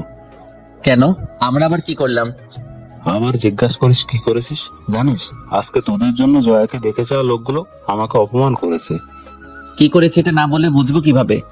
তারপর মামা যা বললো তা শোনার জন্য আমি আর জয়া দুজনেই প্রস্তুত ছিলাম না। কারণ মামা বলে উঠলো, তোরা দুজন দুজনকে ভালোবাসিস, এটা বললে কি আমরা তোদের মেরে ফেলতাম নাকি ফাঁসি দিতাম? যে কথাটা তোরা আমাদের সবার থেকে লুকিয়ে রাখলি। মামার কথা শুনে আমার মাথা ঘুরে গেল। কি বলছে সব মামা? জয়ের দিকে তাকিয়ে দেখি জয়াও সেম ভাবে শক খেয়েছে মামার কথায়। তখনই মামা আবার বলে উঠলো, তোরা তোদের পার্সোনাল লাইফে কি করেছিস তা আমরা কেউ জানি না, অথচ বাইরের একটা ছেলে সারা গ্রাম ছড়াচ্ছে কথাটা। কে কি বলে বেড়াচ্ছে আমাদের নামে? কেন তুই রিয়াদকে বলিসনি যে তোদের মাঝে কি হয়েছে? না হলে সেটা রিয়াদ জানলো কিভাবে? বুঝলাম না এখানে মামা কি বলছে। সব আমার মাথার উপর দিয়ে যাচ্ছে। তাই জিজ্ঞাসা করলাম, মামা এই রিয়াদটা কে? তোরা তাকে তোদের লাইফে কি হয়েছে না হয়েছে এসব সব বলে এসেছিস। আমি এবারও কিছু না বুঝে জয়ের দিকে জিজ্ঞাসার দৃষ্টিতে তাকাতেই জয়া বলে উঠলো, রিয়াদ হলো ওই দিন আমাদের রিকশায় যে আটকে ছিল, সে হলো রিয়াদ। এবার মাথায় হালকা কিছু ঢুকেছে, কিন্তু এসবের সাথে জয়াকে দেখতে আসা লোকগুলোর কি সম্পর্ক এসব ভাবতে লাগলাম। তখনই মামা বলে উঠলো, ওই ছেলেটা জয়াকে দেখতে আসা লোকগুলোকে উল্টো পাল্টা বলে দিয়েছে আর ওরা আমাকে অনেক কথা শুনিয়েছে। তোদের এসবের কি দরকার ছিল? আমাদের বললে কি আমরা তোদের মেনে নিতাম না? আর ওই ছেলেটা সারা গ্রাম জয়ার নামে বদনাম ছড়াচ্ছে। মামা আপনি। আমি আর কিছু বলার আগেই মামা তার রুমে চলে গেল। আস্তে আস্তে সবাই নিজের রুমে চলে গেল। এখন ড্রয়িং রুমে আমি আর জয়া দাঁড়িয়ে আছি। জয়াও কান্না করতে করতে তার রুমে চলে গেল। তারপর আমিও নিজের রুমে গিয়ে কিছুক্ষণ আগের সব কথাগুলো নিজের মনে গোছাতে লাগলাম। তারপর ভাবলাম এখন রিয়ার সাথে কথা বলে মনটা হালকা করি। এই ভেবে রিয়ার নাম্বারে কল দিতে দেখি রিয়া আমাকে ব্লক লিস্টে ফেলে দিয়েছে। আমি বেশি কিছু না ভেবে মেসেঞ্জারে গেলাম নক দেওয়ার জন্য, কিন্তু ওর আইডি খুঁজে পেলাম না। তারপর ফেসবুকে গিয়ে ওর আইডি খুঁজে পাচ্ছি না। বুঝতে বাকি রইল না রিয়া তার আইডি ডিসেবল করে দিয়েছে। টুইটার, ইমো সহ সব ইন্টারনেট ওয়েবসাইট থেকে রিয়া আমাকে ব্লক করে দিয়েছে। মাথাটাও এবার কাজ করা বন্ধ করে দিয়েছে। রিয়া হঠাৎ এমন করলো কেন এটাই ভেবে পাচ্ছি না। মামার ঘটনাটা বাদ দিয়ে এবার রিয়ার এমন আচরণ দেখে আমি অবাক হয়ে গেলাম। আর কিছু ভাবতে পারছি না আমি। মাথা ব্যথা করতেছে আমার, তাই ওষুধ খেয়ে শুয়ে রইলাম আমি। প্রায় 1 ঘন্টা পর আম্মু, আব্বু, বড় মামা, ছোট মামা সহ কম বেশি সবাই আমার রুমে আসলো। আমিও উঠে বসলাম। সবাইকে দেখে সবাই এসে আমার আশেপাশে বসলো। তখন বড় মামা বলে উঠলো, রাজ, তুই যে জয়াকে ভালোবাসিস এটা আমাকে বা তোর ছোট মামা অথবা তোর আব্বু আম্মুকে বললে কি তোদের কোনো ক্ষতি হতো নাকি? আমরা বলতাম যে তোরা এমন কিছু করিস না, তোদের ভালো খারাপ বোঝার বয়স হয়েছে, তাই হয়তো তোরা দুজন দুজনকে ভালোবেসে ফেলেছিস। আমি ওনার কথার আগা মাথা কিছুই বুঝলাম না, তাই জিজ্ঞাসা করলাম, মানে কি মামা? এবার আমার ভাতিজিকে তোমার হাতে তুলে দেওয়ার সময় হয়ে এসেছে, তাই তৈরি হয়ে নাও বিয়ে করার জন্য। কি? বড় একটা শক খেলাম ওনাদের কথা শুনে। কি না জি, আগামী শুক্রবার তোমাদের দুজনকে সারা জীবনের জন্য এক করে দেয়া হবে। আমি মামার কথা শুনে আম্মু আব্বুর দিকে তাকিয়ে দেখি ওনারাও খুশি মনে বিয়েটা করাতে চাই। আমি জিম মেরে মামার কথাগুলো ভাবতে লাগলাম। সবাই নিজের মতো চলে গেল। সবার শেষে আব্বু আম্মু যাওয়ার সময় আমি ওনাদের ডাক দিয়ে আমার রুমে বসতে বলি। আব্বু জিজ্ঞাসা করলো, কিরে, কি হয়েছে তোর? তোমরা সবাই কি শুরু করেছো? আমি জয়াকে ভালোবাসি, এটা তোমাদের কে বলেছে? মানে? আম্মু, আমি অন্য কাউকে ভালোবাসি। জয়া হলো আমার ফ্রেন্ড, আর তোমরা আমাকে না জানিয়েই আমার বিবাহ ঠিক করে ফেলেছো। এটা কোন ধরনের কথা? তাহলে ওই ছেলেটা যে এসব কথা বললো? আসলে আব্বু ওই দিন। তারপর তাদের সবকিছু খুলে বললাম। আব্বু আম্মু আমার কথা শুনে হাঁ করে তাকিয়ে আছে। কি বলবে হয়তো বুঝতেছে না। অবশেষে আব্বু বলে উঠলো, বুঝলাম, কিন্তু তুই যে মেয়েটাকে পছন্দ করিস সে কে? তার নাম রিয়া। তো কোথায় থাকে, কি করে? কোথায় থাকে তা জানি না, তবে এবার সে নাকি ইন্টার পরীক্ষা দিয়েছে। কোথায় থাকে জানিস না মানে? আচ্ছা, মেয়েটার একটা ফটো দেখা। ফটো তো নেই আমার কাছে আম্মু। আচ্ছা, মেয়েটাকে একটা কল দে, আমি কথা বলবো মেয়েটার সাথে। ফোনটা হাতে নিতেই মনে পড়লো রিয়ার সাথে যোগাযোগ করার সব রাস্তা বন্ধ। কি করব এখন? তখন আম্মু বলে উঠলো, কি হলো, কল দিচ্ছিস না কেন? আম্মু, রিয়ার সাথে কোনো যোগাযোগ করতে পারতেছি না। সোশ্যাল সাইট থেকে ব্লক করে দিয়েছে আমাকে। তাহলে ওর বাসার নাম্বারে কল দে। ওর বাসার নাম্বার তো নেই। মানে কি? আচ্ছা, তুই ওই রিয়া মেয়েটাকে দেখেছিস তো নাকি? রিয়ার সাথে এখনো দেখা করা হয়নি, এমনি ফোনে কথা হতো আর চ্যাটিং। রাজ, তুই কি আমাদের সাথে মজা করা শুরু করেছিস নাকি? আম্মু, তোমার সাথে মজা করতে যাব কেন? আমি সিরিয়াস। আচ্ছা, মানলাম তুই ওই মেয়েটাকে পছন্দ করিস, কিন্তু ওই মেয়েটার সাথে তোর কোনো যোগাযোগ নেই, এমনকি তাকে তুই কখনো দেখিসনি। তাহলে তুই আমাদের একটা প্রমাণ দে যে ওই মেয়েটাও তোকে ভালোবাসে। আম্মু, তুমি এই বিয়েটা বন্ধ করো, আমি বাকিটা দেখতেছি। আম্মু আব্বু আর কোনো কিছু না বলে ভাবনার সাগরে ডুব দিল। অনেকক্ষণ ভেবে হঠাৎ আম্মু বলে উঠলো, দেখ রাজ, আমি তোকে সোজা একটা কথা বলি, মাথায় ঢুকিয়ে নে। বলো। এই বিয়ে বন্ধ করে দিতে পারি একটা শর্তে। বিয়ের যেহেতু আরো 7 দিন বাকি, তাই তুই 3 দিনের মধ্যে রিয়ার সাথে আমার যোগাযোগ করাবি। 3 দিন পার হয়ে গেলে আমি আর তোর কোনো কথা শুনবো না, বলে দিলাম। আব্বু, তুমি একটু বোঝাও আম্মুকে। তোর আব্বু কি বুঝাবে? প্রথমত তুই যদি ওই মেয়েটাকে দেখতি তাহলে একটা কথা ছিল, তার থেকেও বড় কথা হলো এই পরিবারের মান সম্মান নিয়ে তোরা জেনে হোক বা না জেনে হোক টান দিয়েছিস। এখন তোর কাছে দুটো রাস্তাই খোলা আছে, দেখ তুই কি করবি। 2 রাস্তা মানে? হয়তো 3 দিনের ভিতরে ওই মেয়েটার সাথে আমার কথা বলাবি, না হলে জয়াকেই বিয়ে করতে হবে, বলে দিলাম। আম্মু, তুমি এমন করে আমাকে কথা বলতেছো? কারণ তোরা হয়তো নিজেদের বাসাতে মিথ্যাটা বলেছিলি, কিন্তু এখন এটা বংশের মান সম্মানে গিয়ে আটকেছে। তাছাড়া এই বাসার সবাই ওই ছেলেটার কথা বিশ্বাস করে বসে আছে। তুমি গিয়ে ওনাদের বুঝিয়ে বলো। দেখ, ওরা যদি ভাবে এখন আমরা মিথ্যা বলতেছি। আম্মু, জয় নিজেই তো সাক্ষী। আচ্ছা, মানলাম বাসার সবাই মেনে নিল, কিন্তু এই গ্রামের সবাইকে কিভাবে বোঝাবি বল? কাল যদি আবার জয়ের জন্য বিয়ের প্রস্তাব আসে, তাহলে আবার কেউ না কেউ এটা নিয়ে তাদের কাছে বলে দেবে, তখন কি করবি? আম্মু, আমি বুঝতেছি না কি করব। দেখ বাবা, এটা শহর না, এখানে মান সম্মানটা সবার উপরে থাকে, আর এখানে সমাজ নিয়ে চলতে হয়। তাই প্লিজ তুই বিয়েটা করে নে। তোমরা যাও, এখন আমার মাথা ব্যথা করতেছে। আব্বু আম্মু আর কিছু না বলে চলে গেল। আমি দরজা লাগিয়ে দিয়ে এসে ভাবতে লাগলাম, কি হচ্ছে এসব, আমার সাথে কিছুই বুঝতেছি না। ভাববো কোনটা নিয়ে এটাও বুঝতেছি না। রিয়া কেন এমনটা করলো এটা নিয়ে ভাববো নাকি বিয়ের কথাটা নিয়ে ভাববো, কিছুই বুঝতেছি না। এসব ভাবতে ভাবতে কখন যে ঘুমিয়ে গেলাম তা নিজেও জানি না। ঘুম ভাঙলো দরজায় কারো নক করার আওয়াজে। উঠে দরজা খুলে দেখি আম্মু খাওয়ার জন্য ডাকতেছে। তারপর ফ্রেশ হয়ে গিয়ে খাওয়া দাওয়া করে রুমে চলে আসলাম। বিকেলে ছাদে গেলাম, গিয়ে দেখি জয়া এক কোণে দাঁড়িয়ে আছে। তাই জয়ার কাছে গিয়ে দাঁড়ালাম। জয়া আমাকে দেখে বলে উঠলো, রাজ সরি, আমি আসলে বুঝতে পারিনি যে ওই কথা এমন একটা প্রভাব ফেলবে। ধুর বাদ দে পুরোনো কথা, আর এখন কি করব সেটা নিয়ে ভাবতে হবে। তুই একটা কাজ করলে পারিস রাজ, কি কাজ? তুই আজ রাতে পালিয়ে ঢাকায় চলে যা, এদিকটা আমি সামলে নিব। ওই তুই কি বলতেছিস এসব? পরে সবার কাছে মুখ দেখাবো কিভাবে আমি? তুই এখানে পড়ে থেকে কি আমাকে বিয়ে করবি নাকি? দেখি কিছু একটা তো করতেই হবে, এভাবে চলতে দেওয়া যাবে না।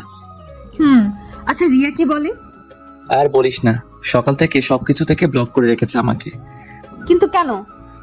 জানি না রে, এখন কি করব তাও মাথায় আসছে না। তার উপর আবার আম্মুর এমন শর্ত, মাথাটা খারাপ হয়ে যাবে আমার। কেন, আন্টি আবার কি শর্ত রেখেছে? আর বলিস না, বলেছে 3 দিনের ভিতর রিয়াকে ওনার সামনে নিয়ে দাঁড় করাতে, না হলে তোকে বিয়ে করতে। জয়া কিছু না বলে চুপ করে রইল। আমিও ভেবে পাচ্ছি না কি করব।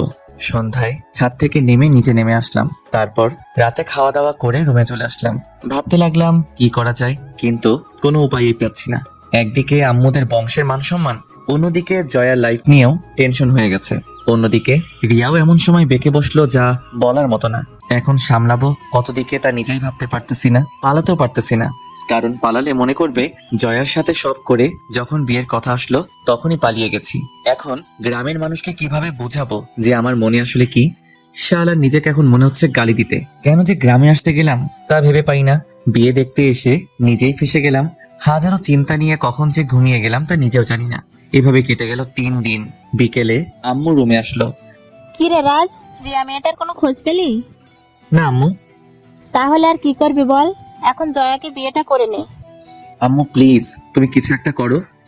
কাল থেকে বিয়ের সব কাজ শুরু হবে, তাই প্লিজ এসব বাদ দিয়ে নর্মাল হয়ে নে, তোর জন্যই ভালো হবে। আম্মুর কথায় রিয়াক্ট না করে আগের মতোই বসে রইলাম। যাওয়ার আগে বলে গেল আম্মু, তোর কোনো ফ্রেন্ডকে আসতে বললে বলে দে। তুমি জানো না আমার ফ্রেন্ড কে কে? তুমি নিজে তো দাওয়াত দিলে পারো। ফ্রেন্ড কি আমার না তোর? তুই জানিস কি করবি। আমি গেলাম। আম্মু চলে গেলে আমি ভাবতে লাগলাম, নিশাত, সিয়াম আর ফারিয়াকে কিভাবে বলবো যে আমি বিয়ে করতেছি? ওরা তো হাসতে হাসতে শেষ হয়ে যাবে। তার চেয়ে ভালো ওদের আগে এখানে আসতে বলি। এখানে আসলেই পরিস্থিতি বুঝে ফেলবে। রাতে ওদের ফোন দিয়ে বললাম গ্রুপে আসতে। তারপর মেসেঞ্জার গ্রুপে ওদের 3 জনকে কল দিলাম। সবাই অ্যাক্টিভ হলো। সিয়াম জিজ্ঞাসা করলো, কিরে হঠাৎ এত জরুরি তলব? শোন, তোরা কাল সকালে 3 জন আমাদের নানুর বাড়িতে চলে আসবি। কেন, কি হয়েছে? কোনো সমস্যা? আগে আয়, তারপর না হয় বলতেছি। কাল বিকেলে রওনা দিয়ে দে। নিশাত আর ফারিয়া রাজি হয়ে গেল, কিন্তু সিয়াম নাকি আসতে পারবে না, কারণ সে ঢাকার বাহিরে আছে। তো তুই কবে আসতে পারবি? 2 দিন পর। হিসাব করলাম যে সিয়াম গায়ে হলুদের দিন আসবে। যাক, তাতেও সমস্যা নেই, ওকে বলে দিলাম। পরের দিন রাতে গিয়ে নিশাত আর ফারিয়াকে স্টেশন থেকে পিক করে আনলাম। এদিকে বাসাটা হালকা সাজিয়েছে, তাই ওরা হালকা অবাক হয়ে ভিতরে আসলো। ওদের আমার রুমে বসালাম। ফারিয়া জিজ্ঞাসা করলো, কি রে রাজ, তোর মামাতো বোনের বিয়ে তো অনেকদিন আগেই শেষ, তা বাসাটা আবার সাজাচ্ছি কেন? কারণ তোর ভাই বিয়ে করতে যাচ্ছে। মানে? আর বলিস না। কিভাবে হলো? আর রিয়ার কথা বলিস না ওনাদের। শোন, আমি তোদের সব বলতেছি। তারপর ওদের শুরু থেকে সবকিছু খুলে বললাম। ওরাও শুনে চুপ করে রইলো। কিছুক্ষণ কি বলবে হয়তো ভাবতেছে।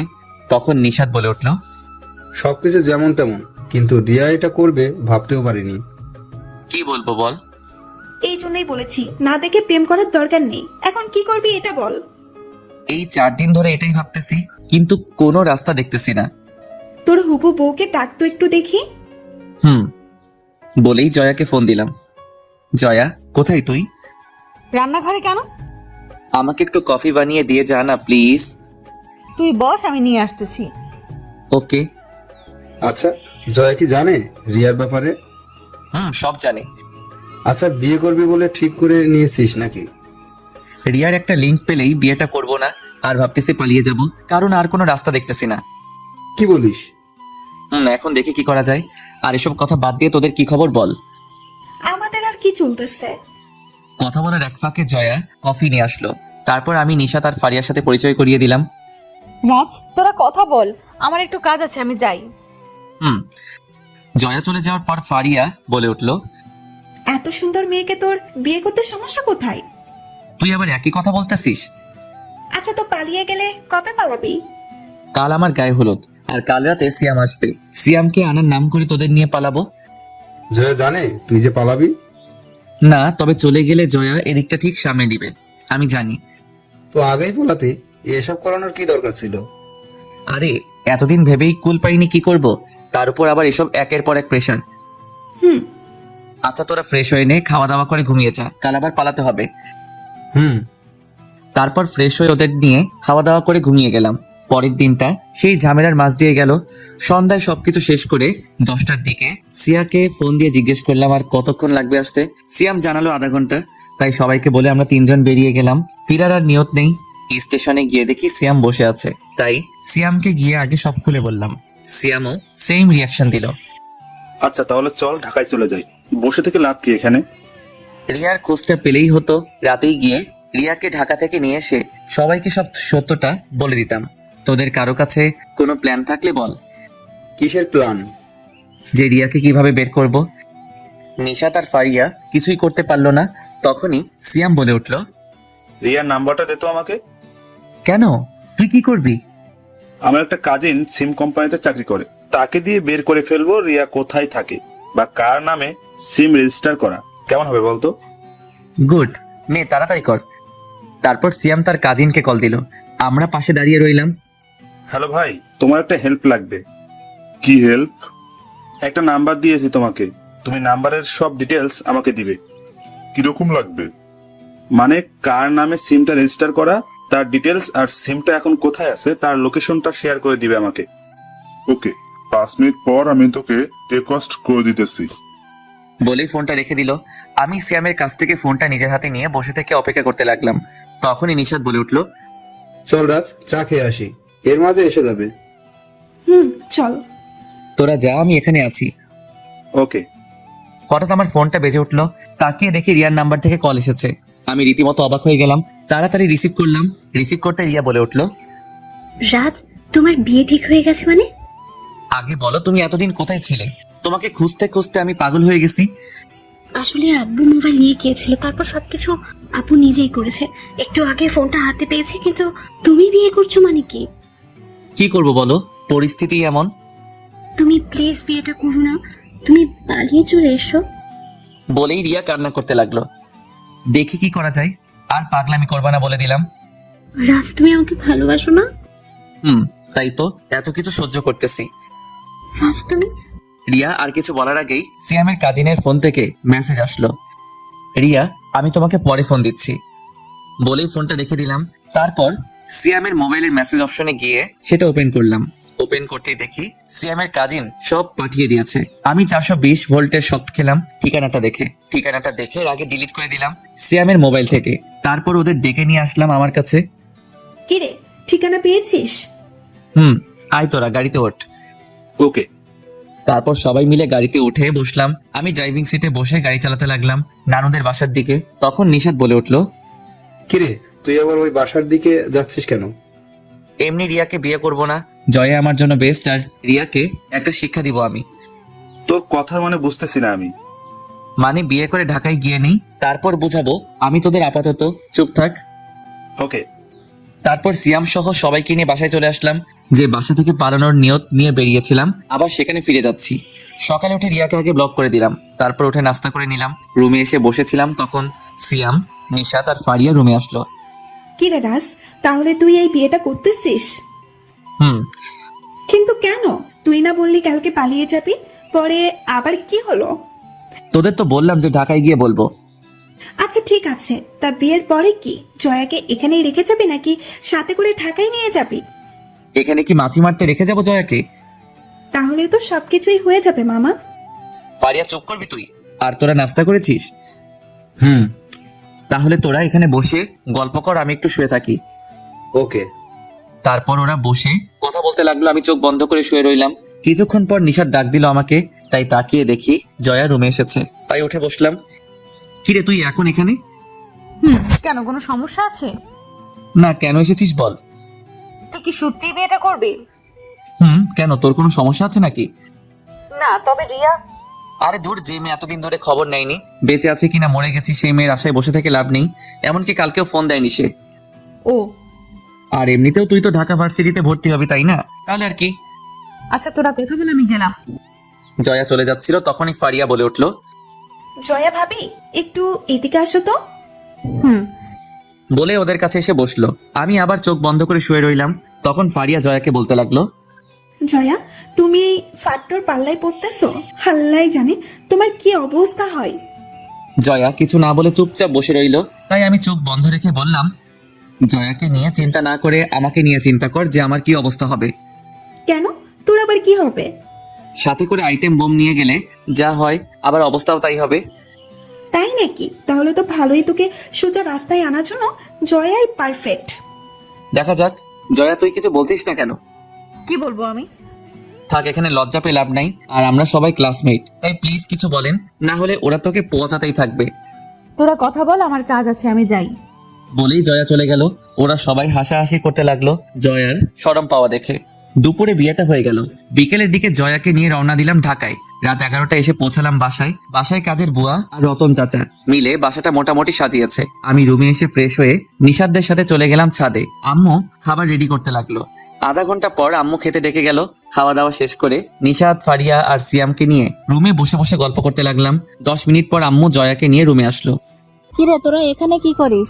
যা নিচে যা, ওইখানে তোদের রুম। যাচ্ছি। আর চিন্তা করো না আন্টি, তোমার ছেলেকে নিয়ে যাব না।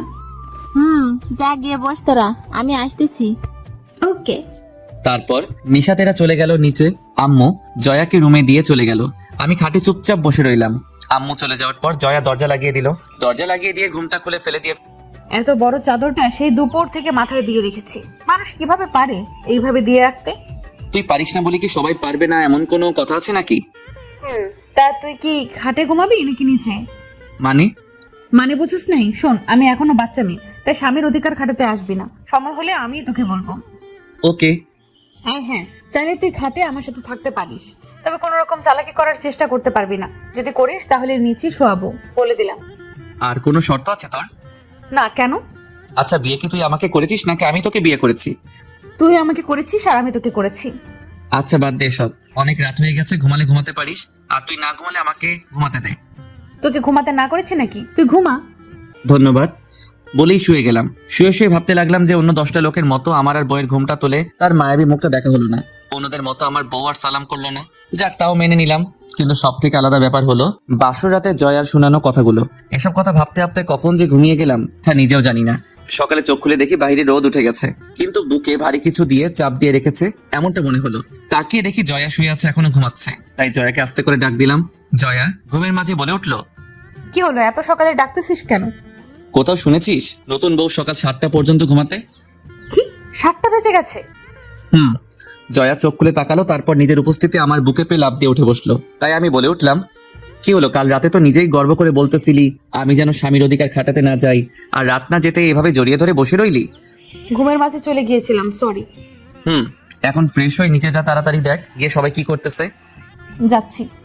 বলেই জয়া ফ্রেশ হতে চলে গেল। আমি আবার দিলাম একটা ঘুম ভাঙলো জয়ার ডাকে। কিরে, নাস্তা করবি না? নিচে সবাই বসে আছে তোর জন্য। তোরা গিয়ে শুরু কর, আমি আসছি একটু পর। তাড়াতাড়ি আয়। বলেই জয়া চলে গেল। আমি উঠে ফ্রেশ হয়ে নিচে গিয়ে নাস্তা করে রুমে চলে আসলাম। রুমে বসেছিলাম, তখন নিশাতেরা আসলো। মনে মনে ভাবতে লাগলাম নিশ্চয়ই মজা ওড়াতে চলে আসছে, ওরা পারেও বটে।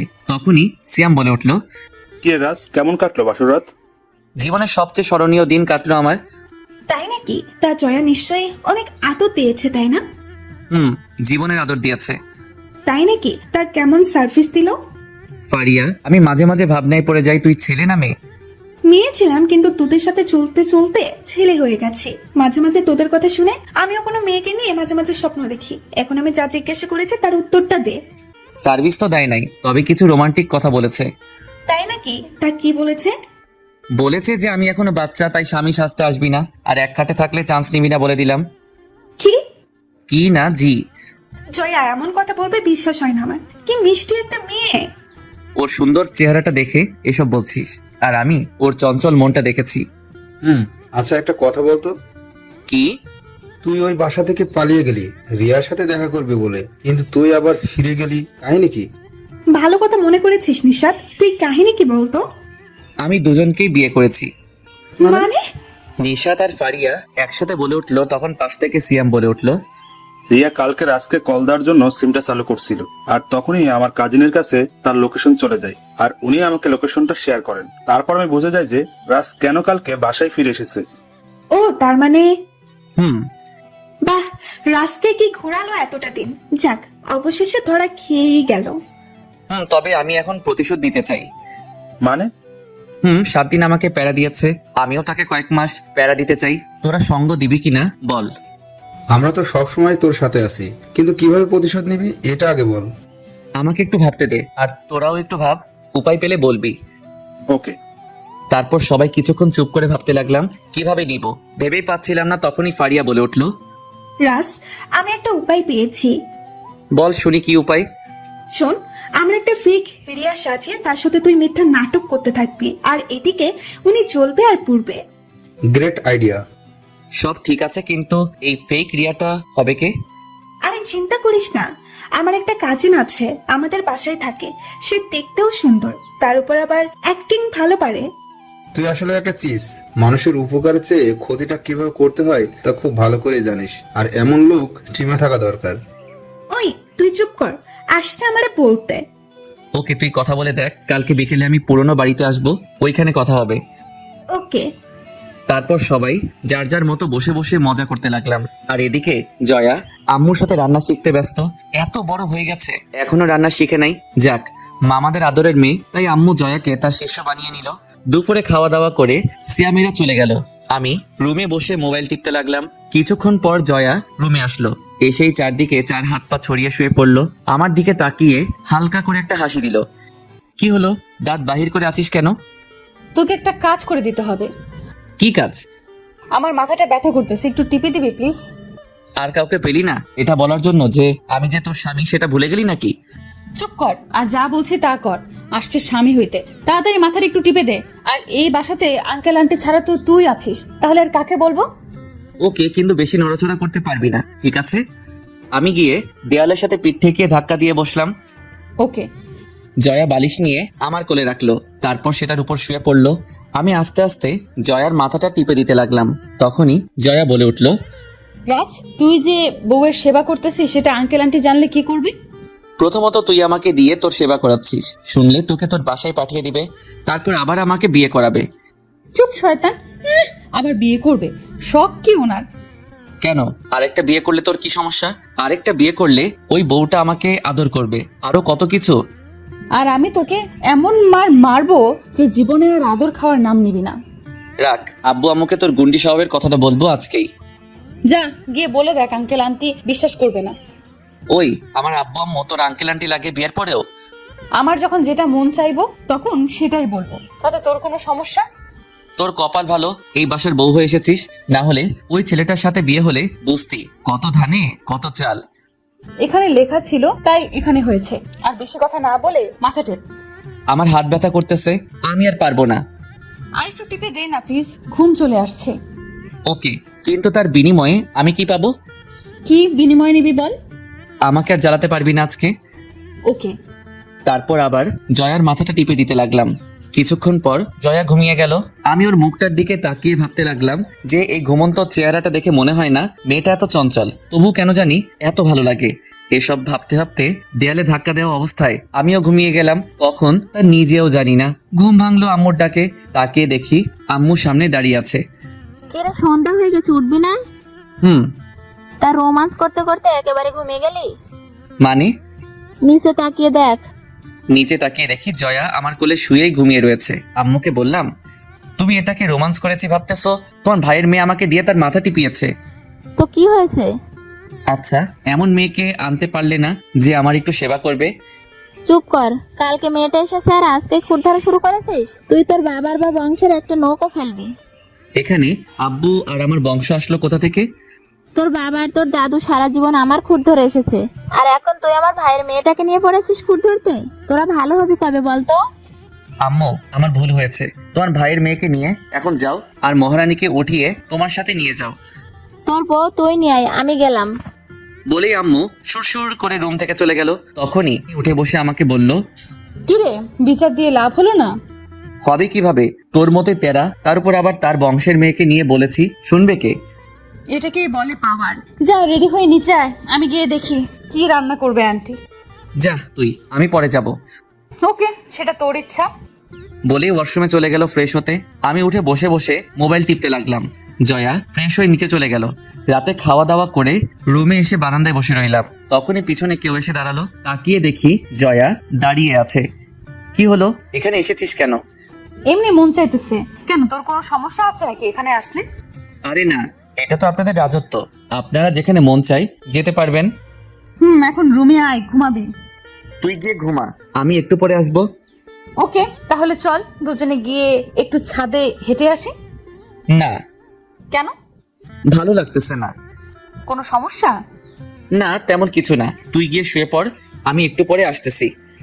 ওকে। জয়া চলে গেল। আমি ফোনটা বের করে টিপতে লাগলাম। তারপর হালকা করে চোখে ঘুম আসলে রুমে গিয়ে ঘুমিয়ে গেলাম। সকালে জয়ার ডাকে ঘুম ভাঙলো। তাকিয়ে দেখি সামনে কফির মগ নিয়ে দাঁড়িয়ে আছে। উঠে ফ্রেশ হয়ে নাস্তা করে নিলাম। তারপর আবার রুমে এসে নিশাদদের সবাইকে বলে দিলাম বিকেলে দেখা করার কথা। বিকেলে রেডি হয়ে চলে গেলাম সেই আড্ডা দেওয়ার পুরনো বাড়িতে। এসে দেখি সবাই বসে আছে আমার আগেই। ফারিয়ার কাজিনকে দেখলাম, দেখতে অনেক সুন্দর। তারপর ওর মোবাইল নাম্বার নিয়ে রিয়া দিয়ে সেভ করে নিলাম। ফারিয়া, ওকে সবকিছু বুঝিয়ে দিয়েছিস তো নাকি? সবকিছু বলে দিয়েছি, তুই দেখবি এখনো কেমন অ্যাক্টিং করে। ওকে, তাহলে কাল সকাল ঠিক 6টায় আপনি আমাকে কল দিবেন। তখন জয়া ফোন ধরবে। তারপর কি বলতে হবে তা তো আপনি জানেনই। চিন্তা করবেন না। তারপর আরো কিছুক্ষণ গল্প করলাম সবাই মিলে। প্রায় সন্ধ্যার দিকে বাসায় আসলাম। এসে দেখি আব্বু আম্মু আর জয়া বসে বসে গল্প করতেছে। আমি রুমে গিয়ে ফ্রেশ হতে ওয়াশরুমে চলে গেলাম। বাহিরে এসে দেখি জয়া দাঁড়িয়ে আছে। কিরে, নিচ থেকে চলে আসলি? তা তুই এতক্ষণ কোথায় ছিলি? নিশাদদের সাথে দেখা করতে। ও আচ্ছা। এইভাবে রাতটা কেটে গেল। সকালে মোবাইলের আওয়াজে ঘুম ভাঙলো। তাকিয়ে দেখি ফোন বাজতেছে, তাই আবার চোখ বন্ধ করে শুয়ে রইলাম। কিছুক্ষণ পর জয়ার ঘুম ভাঙলো। তারপর আমাকে হালকা করে ধাক্কা দিয়ে বলল, ওই রাজ, তোর ফোন বাজতেছে। আমি কোনো কিছু না বলে চুপচাপ শুয়ে রইলাম। আমি জানি জয়া বিরক্ত হয়ে নিজেই ফোনটা ধরবে। কিছুক্ষণ পর হঠাৎ জয়া বিরক্ত হয়ে ফোনটা ধরে বলল, হ্যালো, কে? ওই পাশে রিপ্লে শোনা যাচ্ছে না, তাই চুপ করে জয়ার কথাগুলো শুনতে লাগলাম। আপনি রিয়া মানে? কোন রিয়া? রাজের ফ্রেন্ড নাকি? আপনি মজা করেন আমার সাথে? আপনাকে রাজ ভালোবাসতো মানে? রাজ যে মেয়েকে ভালোবাসতো সেটা তো আমি। আপনি কে? ওই মজা করেন আমার সাথে? আর রাজকে ফোন দিতে যাব কেন আমি? আপনি আমার সাথে কথা বলেন। ওই, আমি হলাম রাজের স্ত্রী। এবার বলেন কি বলবেন। এবার আমি হালকা নড়ে উঠলাম। তারপর আস্তে আস্তে চোখ খুলে তাকালাম। দেখি জয়ার মুখ রাগে লাল হয়ে আছে। চোখে ঘুমের আর কিছুই জানি না এমন ভান ধরে বললাম, কি হয়েছে? জয়া কে ফোন দিয়েছে? আরে মেয়েটা বলে তার নাম নাকি রিয়া। কি, রিয়া ফোন দিয়েছে? এদিকে দে ফোনটা। বলেই জয়ের হাত থেকে ছো মেরে ফোনটা নিয়ে নিলাম। তারপর জয়কে শুনিয়ে বলতে বলতে বারান্দায় চলে গেলাম। রিয়া, কেমন আছো তুমি? ভাইয়া, জয়াকে বেশি রেগে আছে? ভালো আছি। তো তোমার এতদিন পরে আমার কথা মনে পড়লো? রাজ ভাইয়া জয়াকে আপনার আশেপাশে? খুব রাগ করেছি তোমার উপর। ও, তা এবার কি করব আমরা? শোনো রিয়া, আমি আজকে তোমার সাথে দেখা করব। তুমি বিকেলে আমার সাথে দেখা করতে পারবে? মানে? শোনো তাহলে, আজকে বিকেলে আমি তোমার সাথে দেখা করতেছি, ঠিক আছে? ওকে, কিন্তু কোথায়? তুমি বড় পুকুরের পাড়ে চলে আসো। ওকে, কিন্তু ফারিয়াকে সাথে নিয়ে আসবো ভাইয়া। অবশ্যই। ওকে, তাহলে রাখি এখন ভাইয়া। ওকে, বাই। তারপর হাসতে হাসতে রুমে ঢুকলাম। তাকিয়ে দেখি জয়া রাগী চোখে তাকিয়ে আছে। তাই জিজ্ঞাসা করলাম, কি হলো, এভাবে তাকিয়ে আছিস কেন? কে ফোন দিয়েছিল? আরে রিয়া ফোন দিয়েছিল। কেন, রিয়া তোকে কেন ফোন দিয়েছে? আর এখন তোকে দিয়ে ওর কাজ কি? আসলে রিয়া আমার সাথে দেখা করতে চাইতেছে, তাই আজ বিকেলে দেখা করতে যাব। কি, তুই এখন তার সাথে দেখা করে কি করবি? আরে যার সাথে এতদিন কথা বললাম তাকে না দেখলে কি হয়? ওই, তুই যার সাথে কথা বলেছিস সেটা ওই রিয়া নয়। মানে? তার মানে তুই দেখা করতে যাবি, তাহলে আমিও তাকে দেখতে যাব। কেন, তুই গিয়ে কি করবি? তোর সেই রিয়াকে দেখবো। জয়া দাঁতে দাঁত চেপে কথাটা বলল, তোর দেখা লাগবে না, আমি একাই যাব। কেন, তুই কি ওই মেয়ের সাথে ডেটিং করতে যাবি নাকি যে আমি গেলে তোর সমস্যা? তোর থেকে যদি সুন্দর হয় তাহলে তো ডেটিং এ যাবই। জয়া আর কিছু না বলে এবার আরো রেগে লাল হয়ে গেল। আর কিছু না বলে ঠাস করে কালে একটা চর বসিয়ে দিল। আমি হা হয়ে গেলাম। তখনই রাগী লুক দিয়ে আমাকে বলে উঠলো, তুই শুধুই আমার, আর বিকেলে আমিও তোর সাথে যাব, কথাটা মনে থাকে জানো। বলেই রাগী লুক নিয়ে রুম থেকে বেরিয়ে গেল। আমি হা হয়ে এখনো তাকিয়ে আছি আর মনে মনে ভাবতে লাগলাম, এই জন্যই গুরুজনেরা বলে মেয়েদের বেশি রাগিও না, তাহলে কপালে খারাপ কিছু থাকে। আর আমার বেলায় খারাপটা গালে এসে পড়লো। এসব ভাবতে ভাবতে খাটে গিয়ে শুয়ে গেলাম। ঘুমটা ঠিকভাবে হয়নি, তাই ভাবলাম আরেকটু ঘুমিয়ে পূরণ করে নেই। তারপর আর কি, মনে মনে হাসতে হাসতে হারিয়ে গেলাম ঘুমের অতল গভীরে। ঘুম ভাঙলো গালে কারো নরম হাতের ছোঁয়। চোখ খুলে তাকিয়ে দেখি জয়া পাশে বসে আছে আর চরমারা গালটায় হাত বুলিয়ে দিচ্ছে। আমাকে সজাগ হতে দেখে জয়া হালকা একটু নড়ে বসলো, তারপর নিচ থেকে বলে উঠলো, সরি রাজ, আসলে তখন থেকে কি হয়ে গিয়েছিল তা নিজেও জানি না। বললাম তো সরি, এবার উঠে আয়, নাস্তা করবি। আমার খেতে মন চাইতেছে না, তুই যা এখন। দেখ সরি বললাম তো, আয় এবার, আর হবে না বলছি। আর দোষ তোরও আছে। আমি আবার কি করলাম? তুই এত উল্টাপাল্টা কথা বলিস কেন? তাই তো রাগ উঠে গিয়েছিল। তাই বলে নিজের স্বামীকে চর মারবি? আচ্ছা যা, আর হবে না, এবার তো আয়, নাকি তোকে কোলে করে নিয়ে যাব। থাক, লাগবে না, তুই যা, আমি আসতেছি। ওকে। বলেই জয়া চলে গেল। আমি উঠে ফ্রেশ হয়ে নাস্তা করতে চলে গেলাম। নাস্তা করে এসে রুমে এসে ফারিয়াকে কল দিলাম। রাজ বল। শোন, বিকেলে জয়াও আসবে আমার সাথে, তাই ওই মেয়েটাকে সবকিছু বুঝিয়ে দিস আর তুইও আসিস, তবে দূরে কোথাও থেকে নজর রাখিস। ওকে, কিন্তু জয়া যদি কোনো কিছু জিজ্ঞাসা করে, যেমন কবে থেকে রিলেশন অথবা তুমি যে রিয়া, তার প্রমাণ দেখাও, এরকম কিছু বললে? আর ওই মেয়েটাকে বলে দিবি যে 1 বছর ধরে রিলেশন ছিল আর প্রমাণ হিসেবে আমাকে জিজ্ঞাসা করতে বলবি। ওকে, তাহলে রাখি, বাই। ফারিয়া শোন শোন। বল, কি বলবি? আচ্ছা, তোর কাজিনের নামটা কি? প্রিয়া। কেন, তুই জানিস না? জানলে কি তোরে জিজ্ঞাসা করতাম। এখন ফোন রাখ। ওকে, বাই। ফারিয়া ফোনটা কেটে দেয়। আমি গিয়ে বারান্দায় বসে রইলাম। বিকেলে জয়া আর আমি রেডি হয়ে গেলাম সেই পুরোনো বাড়িতে। গিয়ে দেখি ওই মেয়েটা বসে আছে। আমি নাচে নাচ ভান ধরে বললাম, আপনি কি রিয়া? তুমি নিশ্চয়ই রাজ। উনি কে? জয়াকে দেখিয়ে বলল, প্রিয়া। ও হল আমার ফ্রেন্ড। ও হাই, আমি রিয়া। জি, আমি জয়া। ও আসেন, বসেন। তারপর আমরা 3 জন বসে বসে গল্প করতে লাগলাম। জয়াকে পাত্তা না দিয়ে আমি আর প্রিয়া কথা বলতেছি। তখনই প্রিয়া হঠাৎ বলে উঠলো, আচ্ছা, সকালে একটা মেয়ে ফোন ধরে বললো সে নাকি তোমার স্ত্রী। তুমি কি বিয়ে করে ফেলেছো? আরে না, ওইটা হলো আমার কাজিন, এমনিতেই মজা করে বলেছে, তুমি কিছু মনে করো না প্লিজ। ও আরে, সমস্যা নেই। আর চোখে জয়ের দিকে তাকিয়ে দেখি মেয়েটা রেগে একদম আগুন হয়ে গেছে, যা বলার মতো না। আমি সেদিকে পাত্তা না দিয়ে আবার প্রিয়ার সাথে কথায় মন দিলাম। হঠাৎ করে এক পর্যায়ে জয়া আমাকে ডাক দিয়ে বলে উঠলো, রাজ, আমাকে একটা আইসক্রিম এনে খাওয়া। তুই নিজে গিয়ে নিয়ে আয়, আমি এখন ব্যস্ত আছি।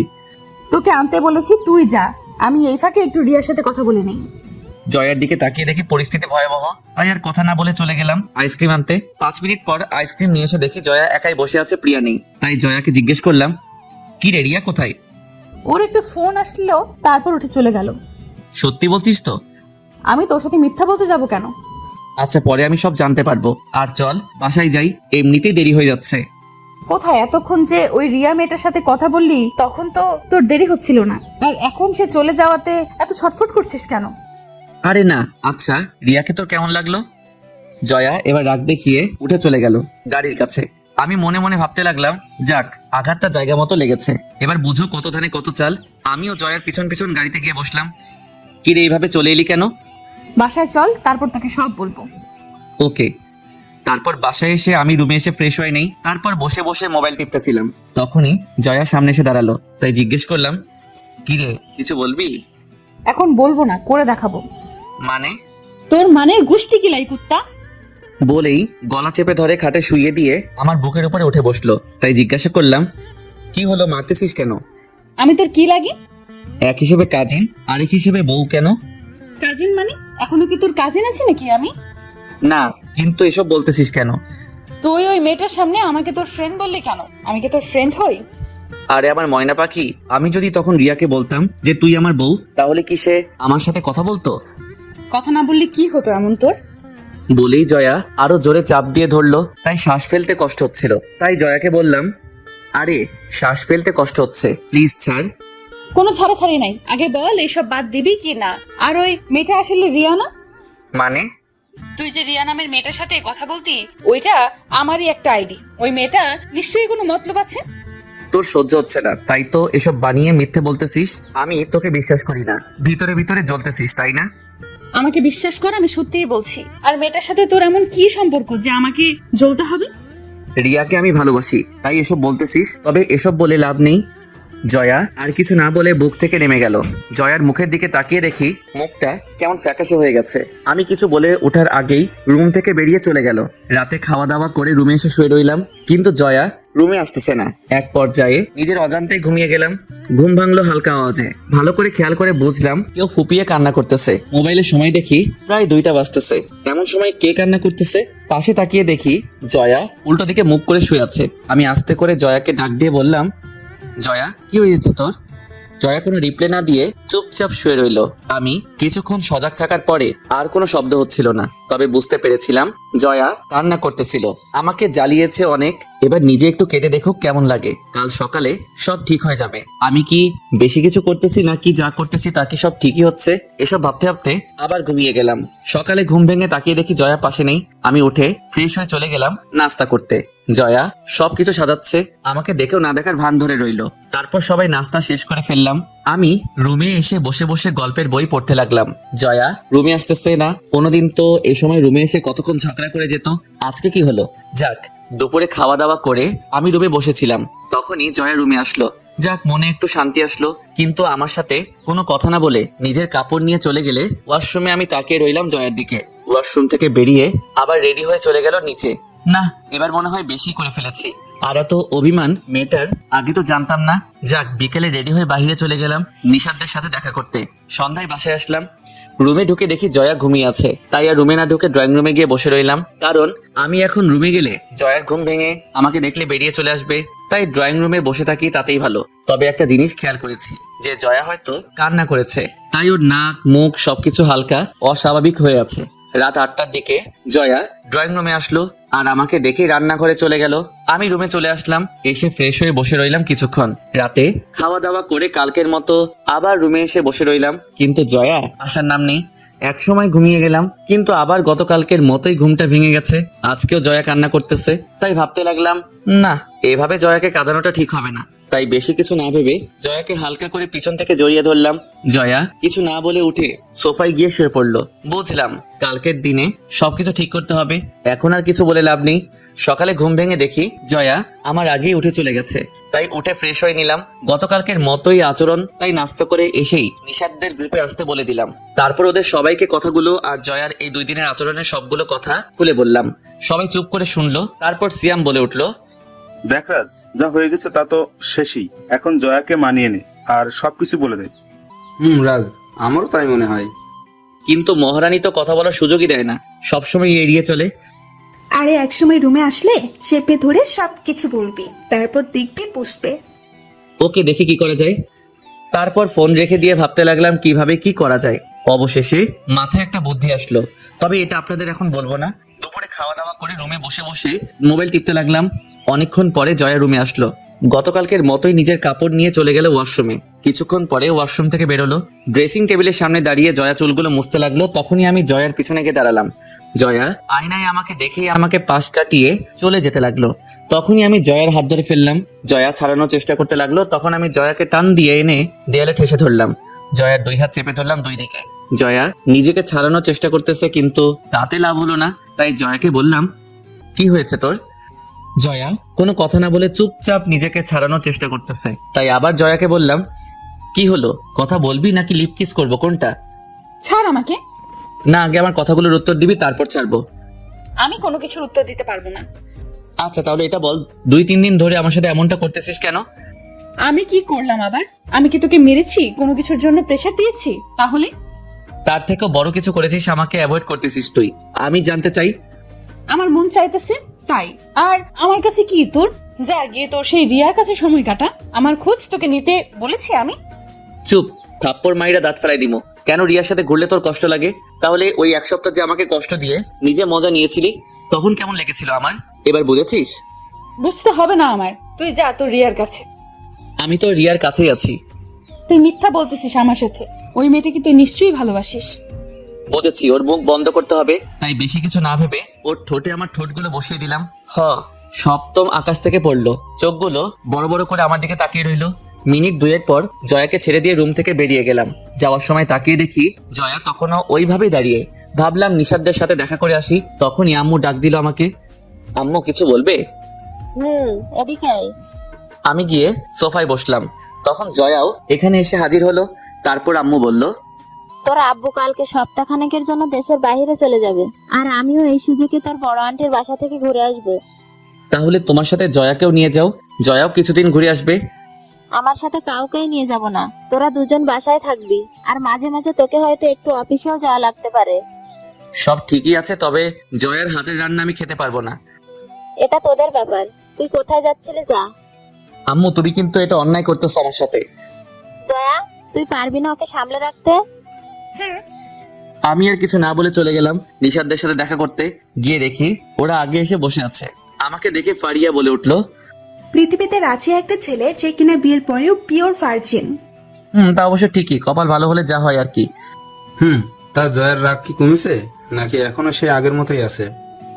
রাগ ভেঙেছে মহারানীর, তবে সমস্যা তো অন্য জায়গায়। আবার কি হলো? আরে আব্বু কাল দেশের বাইরে চলে যাবে, আর আম্মু চলে যাবে বড় আন্টির বাসায়। আর এই কয়েকদিন নাকি জয়ের হাতে রান্না খেতে হবে। তোর সমস্যা কোথায়? আরে জয়া রান্না করতে পারে না, আর এই কয়েকদিনে যা শিখেছে তা খেলে শিওর মারা যাবো ডায়রিয়া হয়ে। আরে না, দেখিস ভালোই হবে। তাই যেন হয়। না হলে সমস্যা কি? তুই তো নিজেই রান্না করতে পারিস। জয়ের হাতে রান্না খেতে না পারলে নিজে বানিয়ে খাবি। দেখি কি হয়। তারপর ওদের সাথে আরো কিছুক্ষণ গল্প করে সন্ধ্যায় বাসায় চলে আসলাম। রুমে গিয়ে ফ্রেশ হয়ে নিলাম। খাটে বসে বসে ফোন টিপতেছিলাম, তখন জয়া রুমে আসলো। এসে সোজা আমার সামনে এসে দাঁড়ালো। কি হলো, কিছু বলবি? না, তবে এখন তোকে মারবো। কেন, আমি আবার কি করেছি? দুপুরে তুই 2টা ভুল করেছিস, তাই কোনটার শাস্তি আগে নিবি সেটা বল।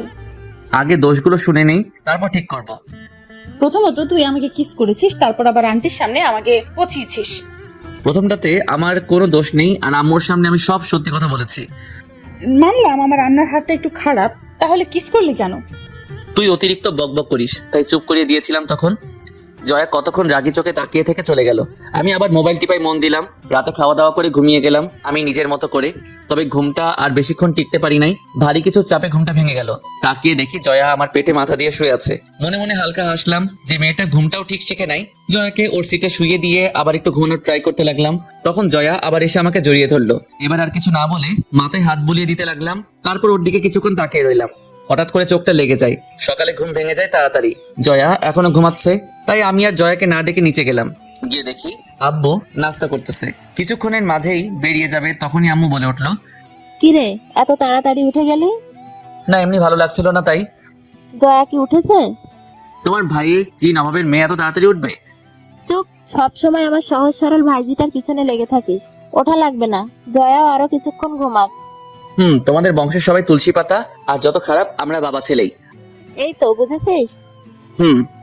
নাস্তা শেষ করার পর আব্বু চলে গেল, আর আমি কফি নিয়ে রুমে গেলাম। গিয়ে দেখি এখনো ঘুমাচ্ছেন মহারানী, তাই আর ডাক দিলাম না। বিকেলে আম্মু চলে গেল বাসা থেকে, আর যাওয়ার আগে বাচ্চাদের মতো করে আমাকে বুঝিয়ে দিয়ে গেল জয়াকে যেন এই কয়েকদিন কষ্ট না দেই। এখন আম্মুকে কে বোঝাবে যে এই কথাগুলো জয়াকে বলা দরকার। রাতে খাওয়া দাওয়া করে একটু তাড়াতাড়ি ঘুমিয়ে গেলাম। সকালে জয়ের ডাকে ঘুম ভাঙলো। কি রে, নাস্তা করবি না? তুই যা, আমি আসতেছি। ফ্রেশ হয়ে চলে গেলাম নাস্তা করতে। গিয়ে টেবিলে বসতে জয়া এনে রুটি সামনে দিল। রুটি দেখে আমি পুরাই হা হয়ে গেলাম। রুটি 3 ভাগে 2 ভাগ পুরা, আর বাকি 1 ভাগ কাঁচা। জয়ার মুখের দিকে তাকিয়ে দেখি জয়াও চিন্তায় আছে, এগুলো খাবো কিভাবে। তাই জিজ্ঞেস করলাম, জয়া তুই খেয়ে নিয়েছিস? না, খাবো একটু পরে। ভালো করেছিস, না হলে এগুলো খেলে আমি শিওর দুজন ডায়রিয়া হয়ে মারা যাবো। অনেক খারাপ হয়ে গেছে তাই না? চিন্তা করিস না, আমি অনলাইনে খাবার অর্ডার করে দিয়েছি, কিছুক্ষণের মাঝে চলে আসবে। ওকে। আচ্ছা, তুই ওই বাড়িতে কি করলি এত বছর, যে রান্নাটাও শিখলি না? ওইখানে কি শিখবো আর কি শিখবো না তা কি তোকে বলতে হবে? বেশি বকবক করলে দুপুরে বাসার খাবার খাওয়াবো বলে দিলাম। তুই যা রান্না করবি তাই খেতে পারবো না, আর অযথা খাবার নষ্ট হবে। তার চেয়ে ভালো আমি রান্না করবো, তুই শুধু বসে বসে খাবি। তুই রান্না করতে পারিস? তো তোর মতো অকাজের লোক নাকি আমি? তাহলে আমি আর রান্না শিখে কি লাভ? তুই যেহেতু রান্না করতেই পারিস। চুপ কর, আসছে আমার হাতের খাবার সারা জীবন খেতে। বিপদে পড়ে করতেছি, আম্মু আসলে সবকিছু শিখে নিবি। ওকে, এখন নাস্তা আসলে রুমে নিয়ে আসিস। বলেই জয়া রুমে চলে গেল। আমি বসে বসে মোবাইল টিপতে লাগলাম। দুপুরে রান্না করতেছিলাম, তখনই জয়া আসলো রান্নাঘরে আর বলল, কয়জনের কপালে এমন স্বামী পড়ে বলতো? মানে? কয়জন মেয়ে এমন স্বামী পায় যে তার স্বামী তাকে রান্না করে খাওয়াবে? পাম দিতে এসেছিস? না, নিজের চাঁদ কপালের কথাটা বলতে আসলাম। ঠিক আছে, এবার যান এখান থেকে, এত বকবক করতে বলি নাই আমি। তোকে হেল্প করব? করলে পারিস, তাতে তুই কিছু শিখতে পারবি। কি হেল্প লাগবে বল? তুই সবজি কাটতে পারিস? সবজি কাটা তো আমার বাম হাতের খেলা। ও, তাহলে টমেটোগুলো একটু কেটে দে।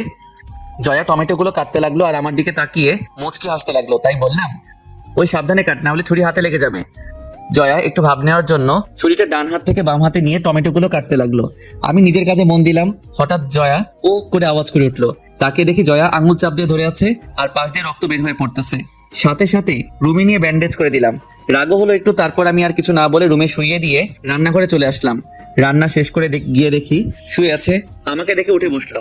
তাই বললাম জয়াকে, যা পারিস না তা নিয়ে ঘাটাঘাটি না করলে কি তোর পেট ভরে না? আর একটু হলে কি হতো দেখেছিস? জয়া কিছু না বলে চুপচাপ বসে রইলো। যা ফ্রেশ হয়ে না, খেতে হবে। জয়া কিছু বললো না, আঙুলে পলিথিন পেঁচিয়ে ওয়াশরুমে চলে গেল। খাবার টেবিলে বসে দেখি জয়া হাত দিয়ে খেতে পারবে না, কারণ কেটেছে তাও ডান হাতটা। রাগটা আরো বেড়ে গেল। দেখলি পাকনামি করতে গিয়ে এখন নিজের হাতে খেতেও পারবি না।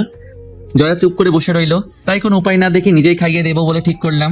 খাবারটা ওর মুখের কাছে তুলে ধরতেই জয়া আমার দিকে তাকালো। বুঝলাম জয়া কিছু একটা ভাবছে, তাই বললাম, তাকিয়ে থাকবি নাকি খাবিও, কোনটা? জয়া আর কিছু না বলে চুপচাপ খেতে লাগলো।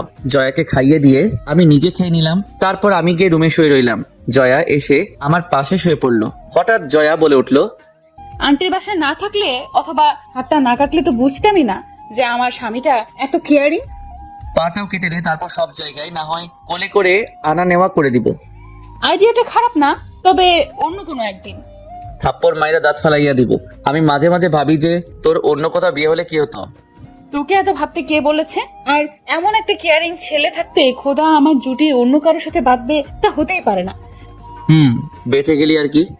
যা ভাবিস ভাবতে পারিস, তবে আমাকে ছাড়া অন্য কোনো মেয়ের দিকে নজর দিলে তোর খবর আছে। ঠিক আছে, তবে ফারিয়ার কাজিনটাও কিন্তু কম সুন্দর না, কি বলিস? তারপর হঠাৎ জয়া আস্তে করে একটা চড় দিল, তারপর জড়িয়ে ধরলো। আমি অবাক হয়ে গেলাম জয়ার এমন আচরণে, কারণ সে নিজেই বলেছিল স্বামীর অধিকার যেন না দেখাই, আর সেই এখন। তাই জয়াকে বললাম, ওই তুই কি করতেছিস? চুপচাপ শুয়ে থাক। ছাড় তুই আমাকে, আমার গরম লাগতেছে এখন। আর একটা মেয়ে হয়ে আমাকে এভাবে জড়িয়ে ধরতে তো লজ্জা করে না? এত অ্যাটিটিউড নিতেছিস কেন? মন চাইতেছে তাই এখন, ছাড় আমাকে, গরম লাগতেছে। ওকে, আর আসিস আমাকে কিস করতে। লাগবে না তোর কিস। ওই তোর বয়স কত রে, যে এই বয়সে সবকিছু বুঝে নিয়েছিস? তোর থেকে বড় আমি, তাই আজ থেকে সম্মান দিয়ে কথা বলবি। রাখ, তোর অ্যাটিটিউড বের করবো আমি। কেন, প্রথম দিনে তুই অ্যাটিটিউড নিয়ে কি বলেছিলি তা মনে নেই? প্রতিশোধ নিচ্ছিস? হুম। আচ্ছা, তখন তো ছোট ছিলাম তাই বলেছিলাম, আর তার উপর আবার এখানে এসে সবকিছু কেমন উলট পালট হয়ে গিয়েছিল তাই। তুই বিয়ের দিন রাতে ছোট ছিলি, তার মানে এখন বড় হয়ে গেছিস? না মানে এখন তো বুঝতে শিখেছি সবকিছু, তাই বললাম। আর ভাবিস না আমার খারাপ কোনো নিয়ত আছে। তো কাছে আসছিস কেন? এমনি মন চাইতেছিল তাই, আর আমি তোর মতো খারাপ না। মন চাইতেছিল নাকি সুন্দর ছেলে দেখে জড়িয়ে ধরার চান্স নিতে চাইতেছিলি? তোকে জড়িয়ে ধরতে চাইলে আবার চান্স খোঁজা লাগবে নাকি? তুই তো পুরোটাই আমার। আমাকে ঠকিয়েছিস তুই। না হলে আমার কলেজে কত সুন্দর সুন্দর মেয়ে ছিল, আজ আমি তাদের হয়ে যেতাম। ও হ্যালো, তখন থেকে যা তো বকবক করতেছিস, তা আমি তোর থেকে কম কোন দিয়ে? তার উপরে আবার বয়সও বড়। তো নিজেকে আসমানে ওঠানো বন্ধ কর। আর হাজারো ছেলে আমার পেছনে পেছনে ঘুরতো, আমি পাত্তা দেই না বলে। আর তুই তো নিজেই দেখেছিস। এখন ঘুমা, আমি একটু বাইরে যাব, ফিরতে ফিরতে রাত হবে। কেন, কি করবি বাইরে গিয়ে? নিশাদদের সাথে দেখা করে আসবো, আর কিছুক্ষণ আড্ডা মেরে আসবো। আমি বাসায় একা থাকবো নাকি? তো কি করবি? আমিও তোর সাথে যাব, আমার একা থাকতে ভালো লাগে না। তাহলে আর যাবোই না বাইরে। আর তুই আম্মু আসলে তোকে নিয়ে যাব, এই কয়েকদিন বাসাতে থাকি। এই তো ভালো কথা বলছিস। এখন ঘুমা, রাতে রান্না গরম করলেই হয়ে যাবে। তারপর আরামে ঘুমিয়ে গেলাম। রাতে খাওয়া দাওয়া করে দুজন গল্প করে ঘুমিয়ে গেলাম। এইভাবে চলে গেল দিনগুলো। আম্মু আব্বু দুজনে চলে আসলো বাসায়। তবে এই কয়েকদিনে জয়াকে নিজের হাতে খাইয়ে দিয়েছি, তার উপর আবার ঝগড়া। সব মিলিয়ে ভালোভাবে কেটে গেল দিনগুলো। আম্মু এসে জয়ার হাত কাটা দেখে জয়াকে কতগুলো বকা দিল, আর তার চেয়ে বেশি আমাকে কথা শোনালো। আমি থাকতে কিভাবে হলো এটা, আরো নানা রকম কথা। যাক, অবশেষে নিজে রান্না করে খাওয়ার দিনটা শেষ হলো। পরশু রেজাল্ট দিবে, তারপর আবার বিজি হয়ে যাব ভার্সিটি নিয়ে। বিকেলে নিশাত আর ফারিয়ার সাথে কথা বলে চলে আসলাম। আজকে ফারিয়ার বার্থডে, তাই রাতে ওদের এখানে পার্টি আছে। ফারিয়া বলে দিয়েছে জয়াকে সাথে না নিয়ে গেলে আমাকে নাকি পার্টিতে ঢুকতে দেওয়া হবে না। ভাবলাম এখানে এসে বাহিরে বের হই নাই এখনো, তাই আজকে সারা সন্ধ্যা জয়াকে নিয়ে ঘুরে তারপর পার্টিতে আসবো। তারপর বাসায় চলে আসলাম। বাসায় আসতে দেখি মন খারাপ করে বসে আছে, তাই জিজ্ঞাসা করলাম, কি রে মন খারাপ করে বসে আছিস কেন? রেজাল্ট যেন কি হয় কে জানে। সারা বছর পড়া ফাঁকি দিয়ে এখন রেজাল্ট নিয়ে চিন্তা করছিস? তোরে বলছে। আচ্ছা চল আজকে তোকে নিয়ে বাহির থেকে ঘুরে আসি। না, আজকে ভালো লাগতেছে না। চল ঘুরে আসি, মনটা ভালো হয়ে যাব। না রে। বেশি বকবক না করে রেডি হয়ে নে, তাড়াতাড়ি বেরোতে হবে। আমি আর কিছু না বলে ওয়াশরুমে গিয়ে ফ্রেশ হয়ে নিলাম। জয়াকেও কিছুক্ষণের মাঝে রেডি হয়ে নিতে বললাম। জয়া রেডি হওয়ার পর দুজন বেরিয়ে আসলাম বাসার নিচে। আচ্ছা ঘুরতে কি গাড়িতে যাবি নাকি রিক্সায়? চল রিক্সায় ঘুরে আসি। ওকে আয়। তারপর একটা রিক্সা নিয়ে ঘুরতে লাগলাম। হঠাৎ জয়া ফুচকার দোকান থেকে থামাতে বলল। মহারানী নাকি ফুচকা খাবে, সে ফুচকা খেতে লাগলো। আমি পাশে দাঁড়িয়ে দেখতে লাগলাম ফুচকার দোকানে জ্বলতে থাকা আলোয় জয়ার মুখটা আরো মায়াবী হয়ে উঠেছে। নিজের ভিতরে কেমন রোমান্টিকতা কাজ করতে লাগলো, তাই অপলক চোখে তাকিয়ে আছি তার দিকে। হঠাৎ জয়া বলে উঠলো, ওই কি হয়েছে তোর, এভাবে তাকিয়ে আছিস কেন? না এমনি। আচ্ছা একটা কথা বলিস শোন। বল। রাস্তায় নিজের বউয়ের দিকে কেউ এভাবে তাকিয়ে থাকে? বোকা কোথাকার। জয়ার কথা শুনে লজ্জা পেয়ে গেলাম, তাই কিছু না বলে মুখ ঘুরিয়ে নিলাম। তারপর জয়াকে নিয়ে একটা পার্কে গেলাম, সেখানে কিছুক্ষণ বসে রইলাম। তারপর জয়াকে বললাম, চল আজকে এক জায়গা থেকে ঘুরে আসি। কোথায় যাবি? গেলেই দেখতে পাবি। তারপর জয়াকে নিয়ে সোজা পার্টিতে যাওয়ার জন্য ফারিয়াদের বাসার সামনে এসে নামলাম। তখনই জয়া বলে উঠলো, কিরে এখানে নিয়ে আসলি কেন? ভিতরে গেলেই দেখতে পাবি। তোর নিয়ত খারাপ নেই তো? মানে কি বলতে চাইতেছিস তুই?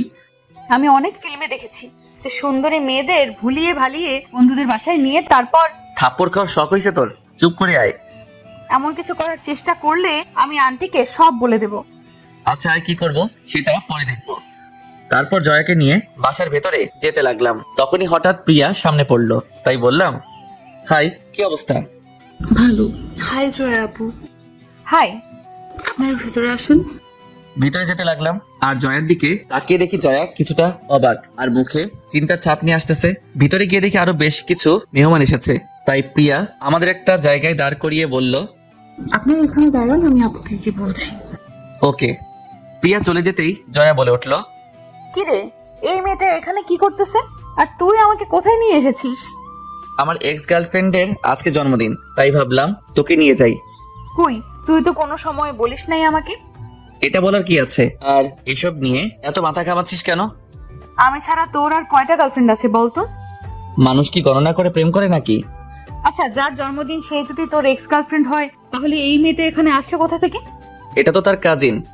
কি তার মানে তুই যে এত খারাপ তা আমি জানতাম না। আগে না জেনেই তো ভুল করেছিস। রাখ, আজকে আন্টিকে গিয়ে যদি আমি সব বলে তোকে বাসা থেকে না বের করেছি তাহলে আমার নামও জয়া না। ওকে দেখবো কি করতে পারিস।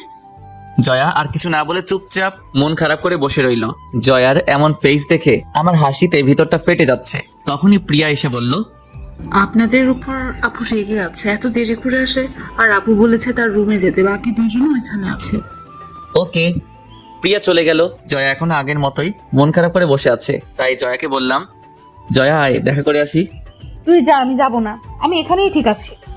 ওকে, কিন্তু কেউ যদি ড্রিঙ্ক করে এসে তোকে তুলে নিয়ে যায় তখন আবার আমার দোষ দিবি না।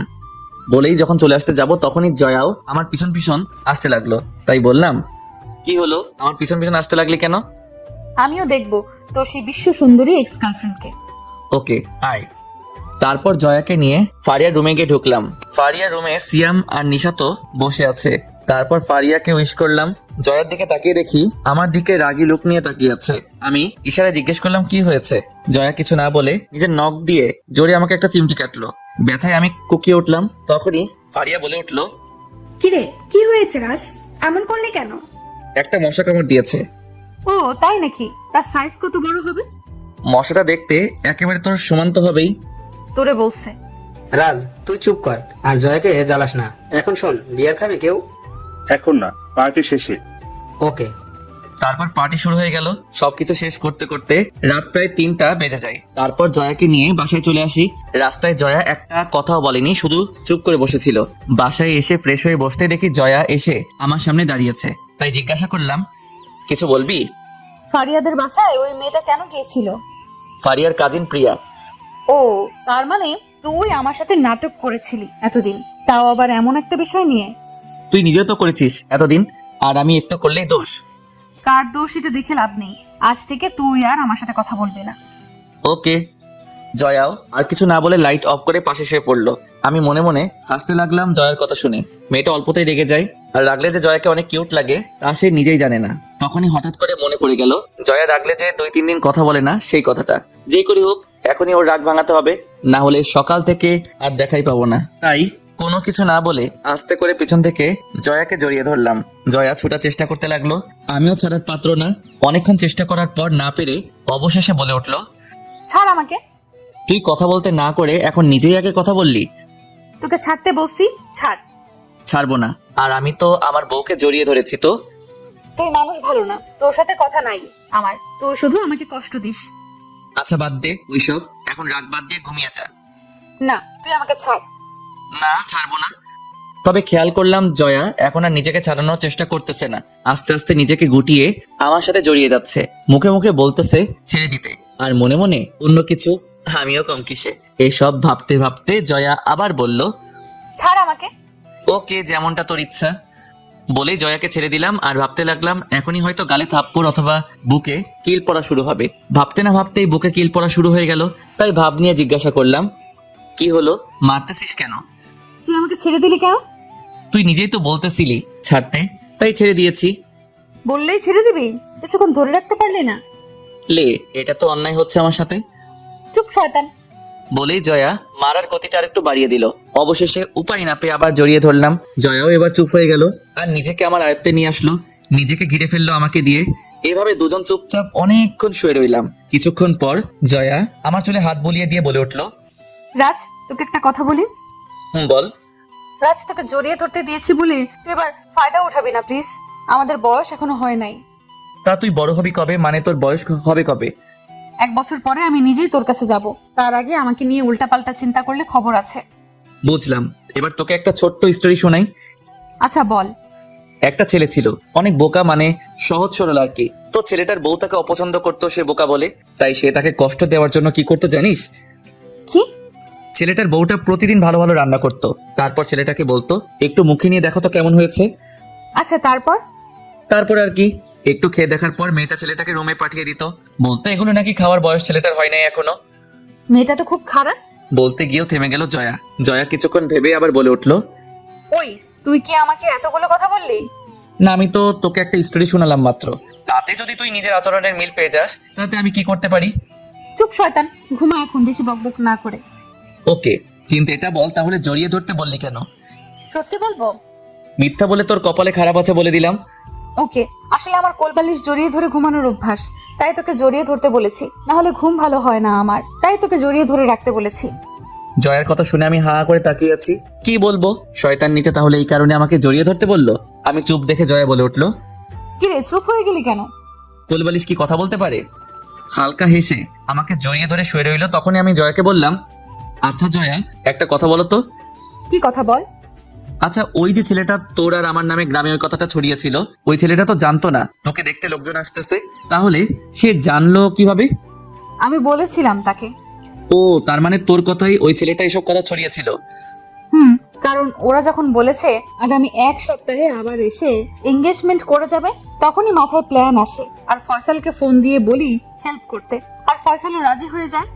জয়ের কথা শুনে আমি থ হয়ে ভাবতে থাকি, মেয়েটার মাথায় যে এত বুদ্ধি তা কেউ দেখলে বলতেই পারবে না। আমাকে চুপ দেখে জয়া বলে উঠলো, কিরে চুপ করে গেলি কেন? কিছু না, ঘুমাতই, আমার ঘুম পেয়ে গেছে। জয়াও আর কিছু না বলে চুপচাপ শুয়ে রইলো, আর আমিও কথাগুলো ভাবতে ভাবতে ঘুমিয়ে গেলাম।